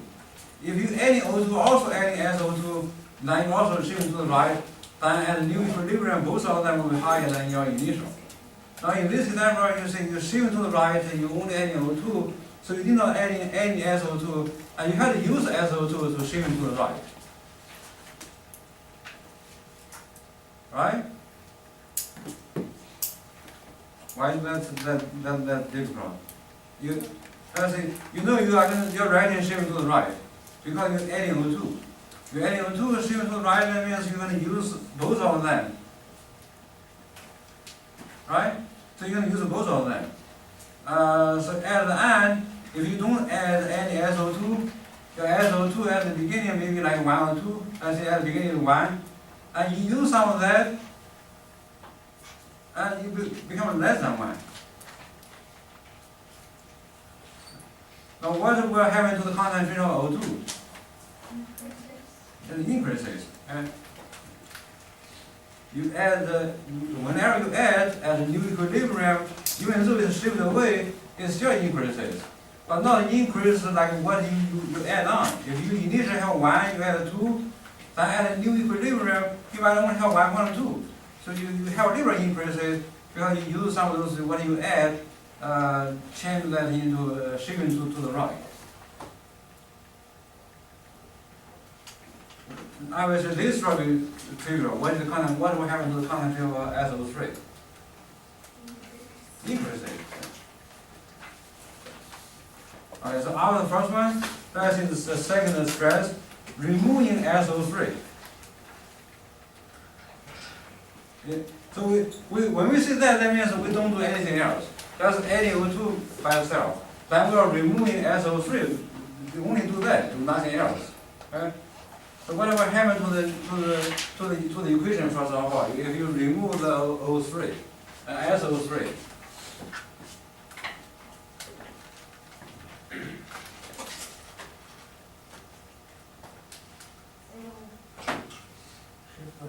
shifting to the right. Right? So if you have the gas or aqueous substance, and you remove them, you are shifting to the side you are removing. If you have those solid or pure solid or pure liquid, you remove a little bit, doesn't matter. You still have enough to make the equilibrium. But if you remove all of them, and your reaction will shift to the side you are removing. So now we know we are doing the reaction shifting to the right. Again, shifting to the right, you did not add SO2, you did not add O2. So what will happen to the concentration of SO2 and O2? Stay the same? How can you shift to the right? It's still the same. You shift to the right, that means you use them. They all drop. They drop, and they drop. What the trick is, whatever happens to the concentration of SO3? Goes up? Goes up?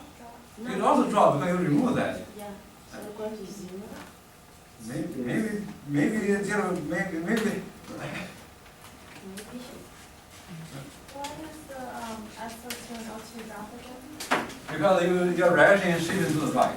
Oh, okay. And we are assuming we only do that. We only remove the SO3. If you remove SO3, then you also adding that too, so that you become complicated. You have to do the calculation. You don't know what's the result.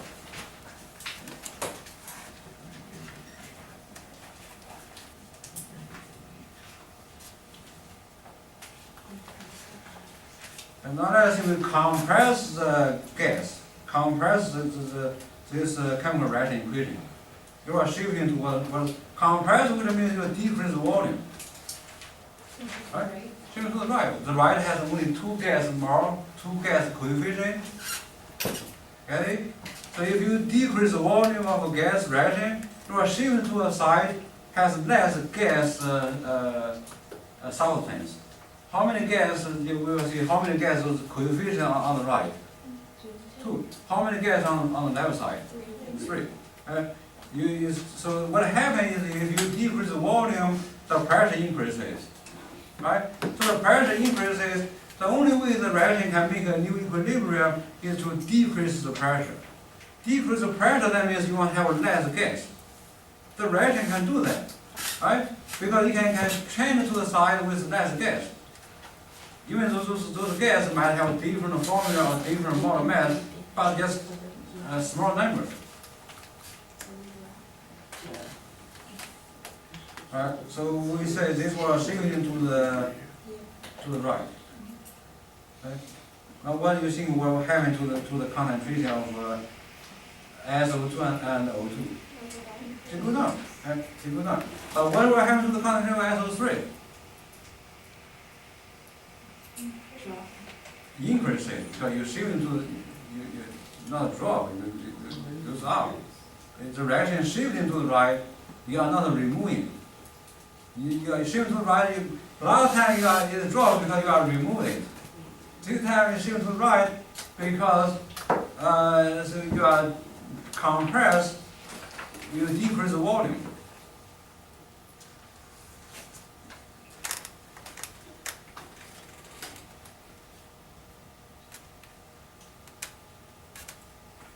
Okay. Now this time you are changing the temperature, cooling the decrease the temperature, which means you take the heat away. So where is the heat? On which side? On the right side. Right?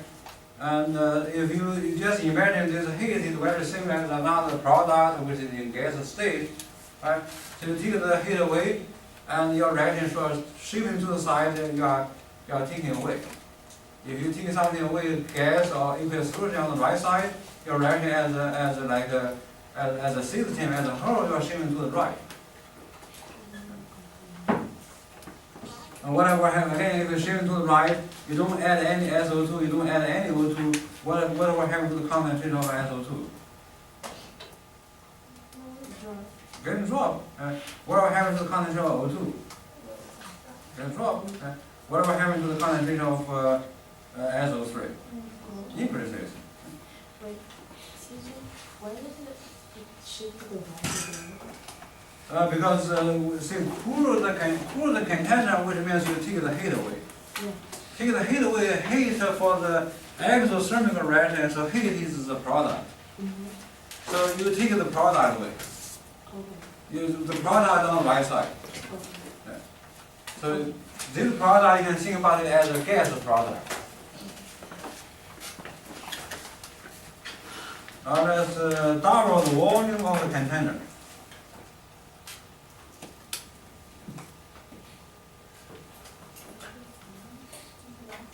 To the left. To the left. Very good. You double the container's volume, your pressure will become half. Okay, your pressure getting decreases. Right? And then the chemical reaction, the Châtelier principle said, if you like disturbing the chemical reaction like that, make your pressure decreases, the reaction try to counter what you did, try to increase the pressure. So how can you increase the gas container pressure? By like increase temperature or something, but here you don't like the chemical reaction don't increase the temperature. So you are just go to the left side, produce more gas.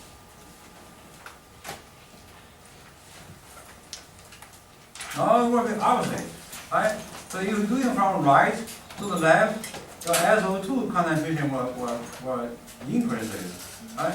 And your O2 concentration will increases, and your SO3 will decreases. What about you warming the mixture? Warming the mixture means you adding heat or take heat away. You adding heat, okay? Adding heat, let's say that's the same as you adding heat, so heat on the right side, but you are not really adding SO3. So what happens to the chemical reaction first of all? Shifting to the left side, and then the concentration of SO2 will also increases, the concentration of O2 increases, and your concentration of SO3 will decreases. Adding some of those inert gas, very inert gas, does not have to be those normal gas. Usually we see the normal gas are inert gas, right? When we see the inert or additive gas referring to the chemical reaction, which means those gas is not really participating in the chemical reaction or potentially getting into the equation. So right now we only have SO2 gas and O2 gas and SO3 gas. If you add in some like fluorine gas or chlorine gas, that probably will get into the equation and make your system become very complicated. You add in some of those gas, even though they are not really normal gas, maybe like N2 or some gas, so they are not really additive, right? So you add those gas, your total pressure for the container increases, but it will really not like shifting your chemical reaction at all. So you see there's no change. Obviously, if you don't shift to the right, don't shift to the left, and the concentration will not change. So everything will just keep constant. Yeah. If the pressure is increasing, why wouldn't it shift to the right? Very good. So that depends on how we increase the pressure. But here we increase the pressure, so those partial pressure of those gases still the same. Oh. Right? So if the partial pressure is still the same, and you put the equation for the Q, so you count the Q, your Q is still the same number. Then you compare your Q with K, you still Q and K is still equal. So therefore reaction will not shift. You adding catalyst to the mixture. No change, okay? So that's good. So no change and no change, no change. The catalyst can only speed up your going forward, going backward. Probably if you add some of those catalysts and your reaction at equilibrium at the beginning kind of seems very quiet. If you add catalyst, if the catalyst is very good catalyst, you will see something, probably visually you will see something there going back and going forth, but your equilibrium will not change.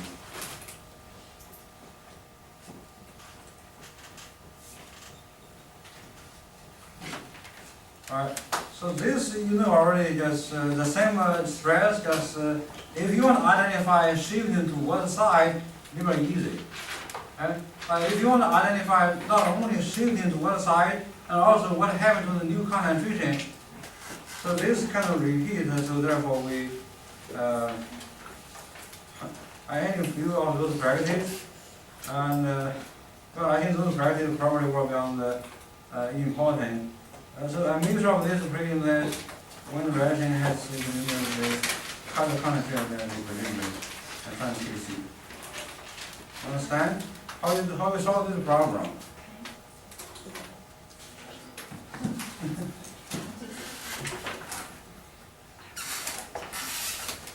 Very similar IC table, okay? Just use IC table, summarize those given information.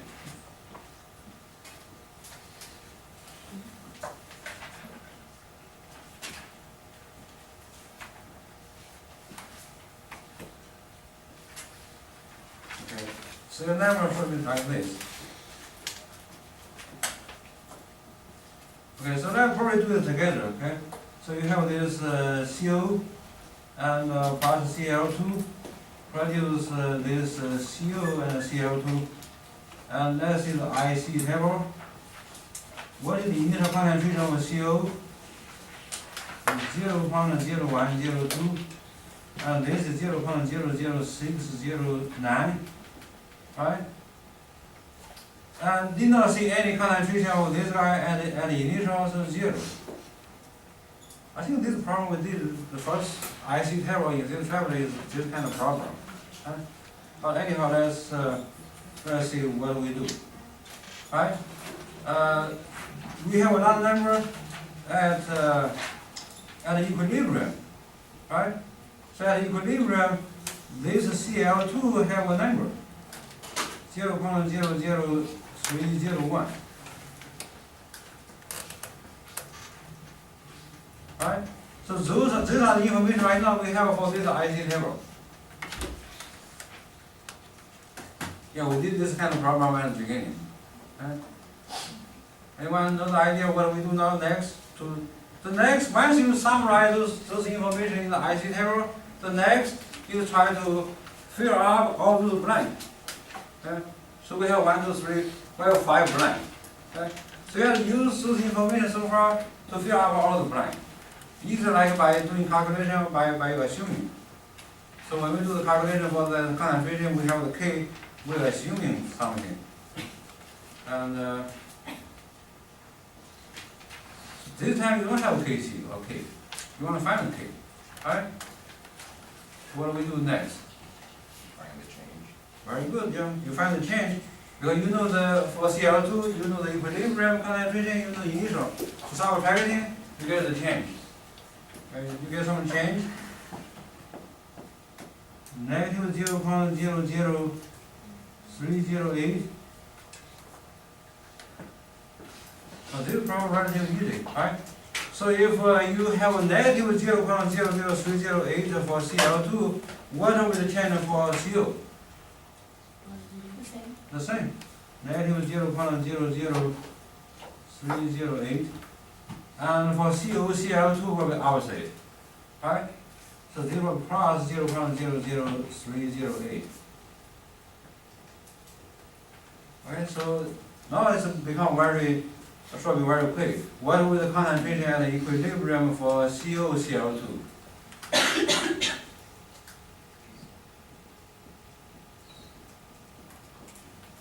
Would it be the change? Only the change. That at the beginning there is 0. Right? So usually you are taking the beginning number and sum, remember we do the so-called sum, not the literally means add. So you have 0.00308, and then what number for this guy? So for CO, 0.0102 minus 0.00308, 308. 0.00712. Is that right? Okay, so 0.00712. So I have a question. Yeah. Why would the concentration of CO decrease by 0.00308? Because it's more ratio. You see the coefficient is also the more ratio. So when you have 1 Cl and 1 CO, that means the reaction will use 1 CO and also use 1 Cl2.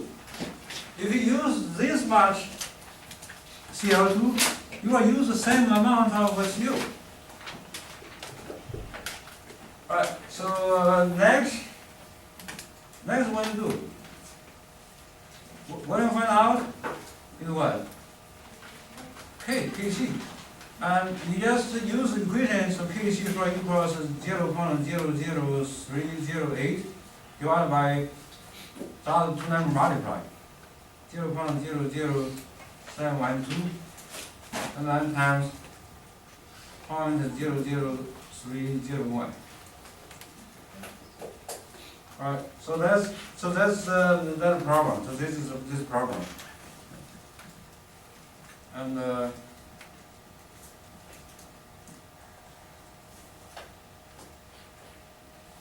me see, K. K is 144, right? So this is three numbers multiply and divide, you get 144.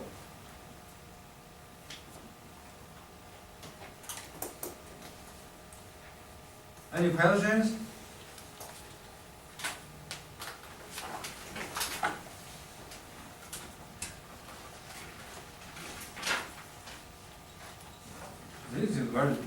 This can be a very difficult problem. So what, if you place 1 mole of O2 in a 10-liter container and heat to 180, right?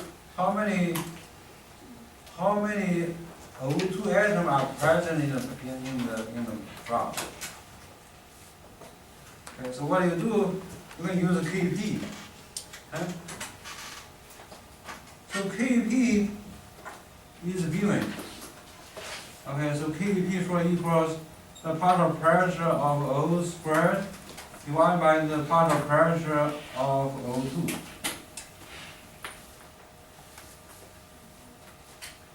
Alright? So this will be the, so this is the number this equation you're going to use later on. And obviously, at some step you have to use IC table. So IC table is the one most of the time you're going to use to solve the problem for this chapter, and that's 2 chapters. Okay? So the IC table, if you write here, is O2 produce 2O, and you use I, C, and E, because right now you have a Kp, so in the IC table,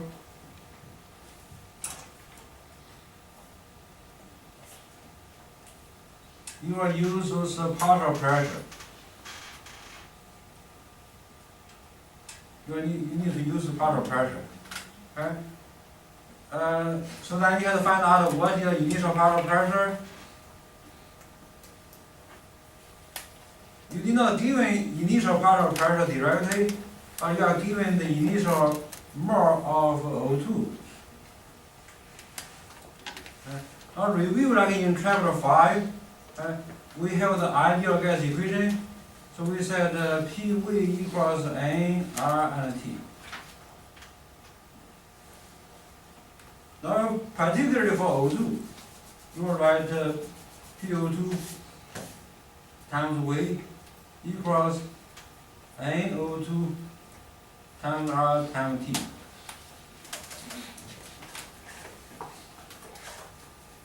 Right? So you see, so number gives you volume is 10.10 liter. So that is good. You need to use liter, ATM, and Kelvin, and in this equation. The number of mole is 1.0 mole.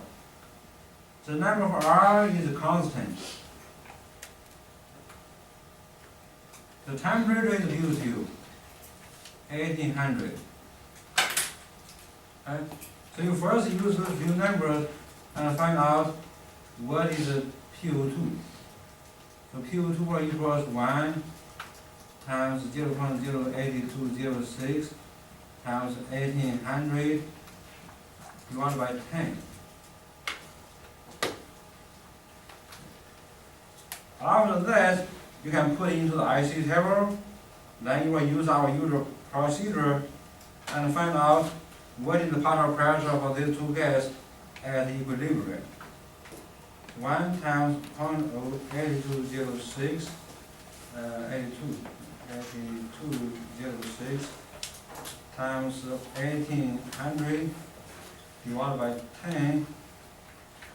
So I get 14.77 and ATM. So remember in the IC table, you better either use the ATM or the molarity capital M. So now we have this number, 14.77. And we see that initially we don't have any O, so that's 0. So now you have to identify the change. First identify the sign. If you have a 0 on the right side, your reaction will shift into what side?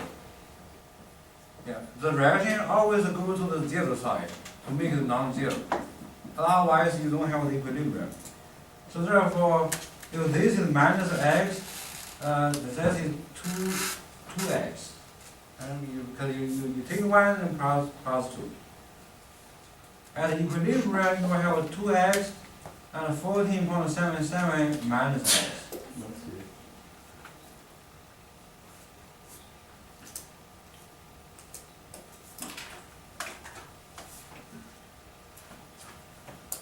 So now we have to use the information and go through that tedious quadratic formula.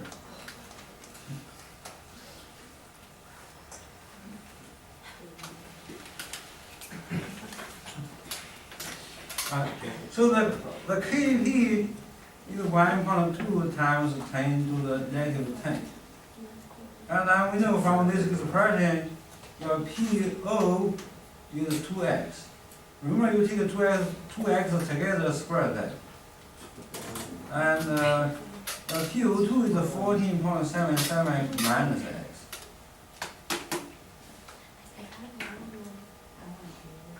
Okay. Notice I just try to be not really going to use the quadratic formula because the KP, the number is very small, so this technique you're going to use like a next factor. Okay? Just 1.2 times 10 to the negative 10. Okay? That one is straight. 1.77 minus x equals 4x squared. Where does my 4x squared come from? 2x squared becomes 4 times x squared. So now you don't have to use the quadratic formula because this 10 to the negative 10 is much small compared with all the other numbers. What that means is at equilibrium, you don't really have too much O in the equilibrium. Okay? If this K, remember what we started today's lecture? So when you see the K is a very small number, that tells you this reaction as in this problem, say this O2 produces 2O, favors what? Favors the left side or favors the right side? Favor, that means at equilibrium, what you have a lot and what basically is 0. The K is so small. What does the K looks like? The K, what in the equation for the K, what is on the top? The product. The product on the top. If the K is very small, that means your top number is very small, on the bottom number is very big. Okay? So therefore this x, okay? So this x, even though we don't know the number, is a very small number. And especially you compare this x with 14. Your x maybe not that small, maybe 0.002 or 0.1, but you compare 0.1 with 14, basically that is 0. In the calculation, you can see here, you can drop it. You can just replace this x by 0. You are not going to drop this x. If you replace all the x by 0, you don't have a problem anymore, right? So you compare this x is so small, compare with some number, then you drop it. So that becomes 0. Yeah? How do you know that the x is very small? Very good question. So we know the X is very small because we have a KC or KP. When you have the KC and the KP, you can know the reaction is a fevers, so reaction kind of like balance. So either you have a lot of reactants at equilibrium, I have a lot of product at equilibrium. So if your Kc is or Kp is very small, that means at equilibrium you have a lot of reactants left over and only a very small amount of the product.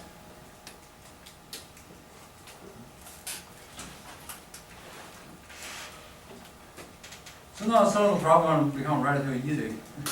So you will get x squared equals 1.2 times 10 to the negative 10 times 14.77, am I right? And then divided by what? Divided by 4. So now if you want to get rid of this square, you have to take the square root. So we don't have to use the quadratic formula anymore. Now this will give you some number. Okay? 1.2 times 10 to the negative 10. Now after we use this method to get the result for x, and then you will be convinced. You said that's right. So you can draw the x relative to the 14.77. Yeah. Or you can be able to drop the x a lot in the future. In the future, yeah, next chapter. Sometimes you really cannot draw and you don't have a quadratic formula because your equation like to the fourth power or to the fifth power. What you do, you have to use your calculator, or you just do we call the interactively. Oh, That means you first get some number for x and you put it back into there, you do another guess. So some of those numerical methods, but we will not study that too much. But so for now, you take these two numbers, multiply, divide, take the square root. So times 14.77, and then divide by 4. And then we'll take the square root. And you get 0.0000211. Right? So now if you have this number, you look back at what we did for our procedure. So in one procedure here, we replace the x there by 0. And it seems like make all sense because you compare this small number with 14, it's just 0. If you don't worry, you use the quadratic formula to do a calculation, you will get pretty much the same number.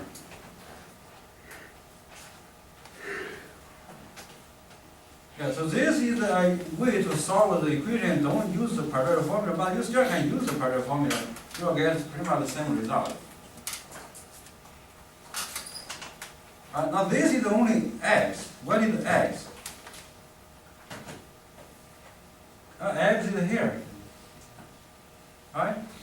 So it's the pressure or the partial pressure problem. You want to find out the partial pressure of O at equilibrium. So you have P O equals 2 times x. Okay? So now you have your partial pressure of O is 2 times x. Did you get all those? I can erase all those and we will see the next step. Because our question is asked how many O oxygen atoms. Okay? So I'm going to erase all those.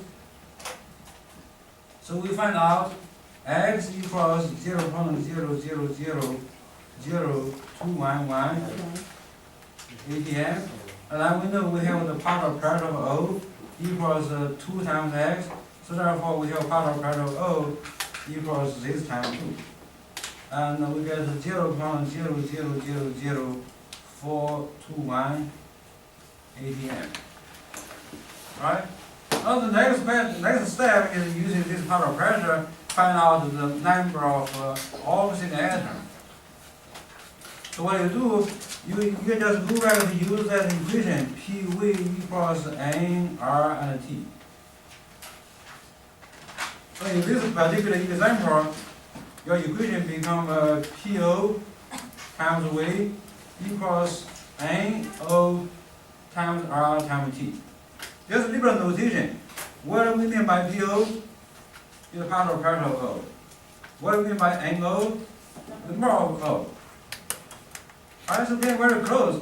You know, once you get more, you will find the number, like what we did yesterday in the lab. Oh, and you just find that out about it? Yeah. So now you have this, you have this number PO. So 0.0000421. What is our volume? 10 liter. So we don't know N0, but we know R. 0.08206. What is our temperature? 1800. So that's it. You plug those numbers in and you solve for NO. So times 10 first, divided by 0.08206, divided by 1800.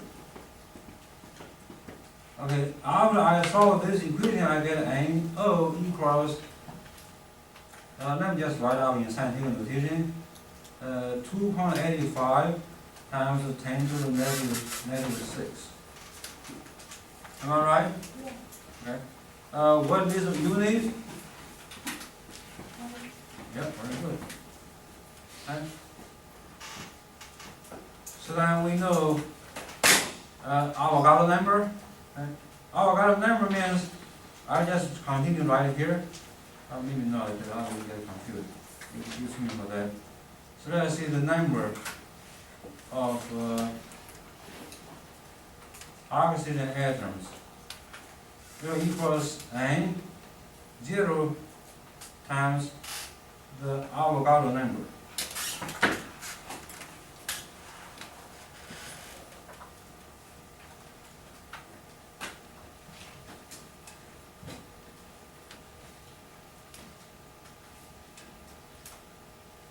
Uh, 2.85 times 10 to the negative 6, and which is more, and then we know for every 1 more, 6.022 times 10 to the 23. So even though we have only a few more, but you will have a lot of atoms, right? Because our Avogadro number is large. 2.85 times 10 to the negative 6 times 6.022 times 10 to the positive 23. So you get 1.72 times 10 to the positive 18. And this is the oxygen atom. Oxygen atom. And that's probably the reason sometimes is oxygen atom is a free radical, is very active, so it can ruin a lot of stuff. Right? Green, yellow, 1.72.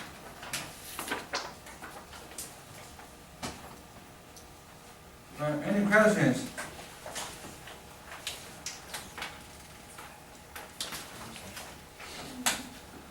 So just two results. So this tomorrow is very important. Then you get this is the number of oxygen atoms.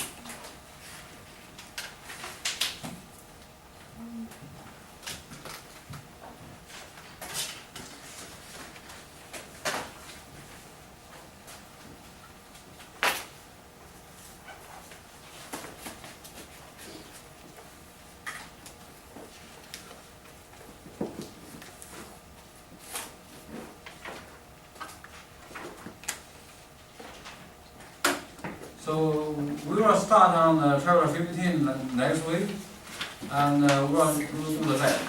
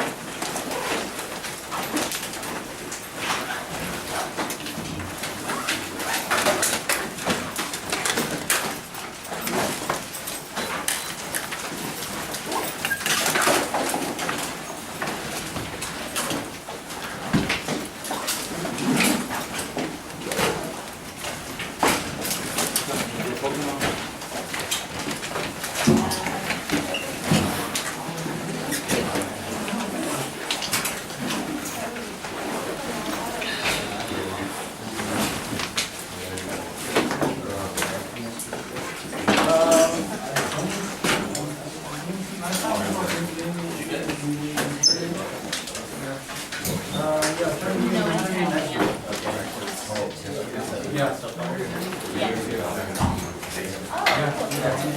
Already received the last question.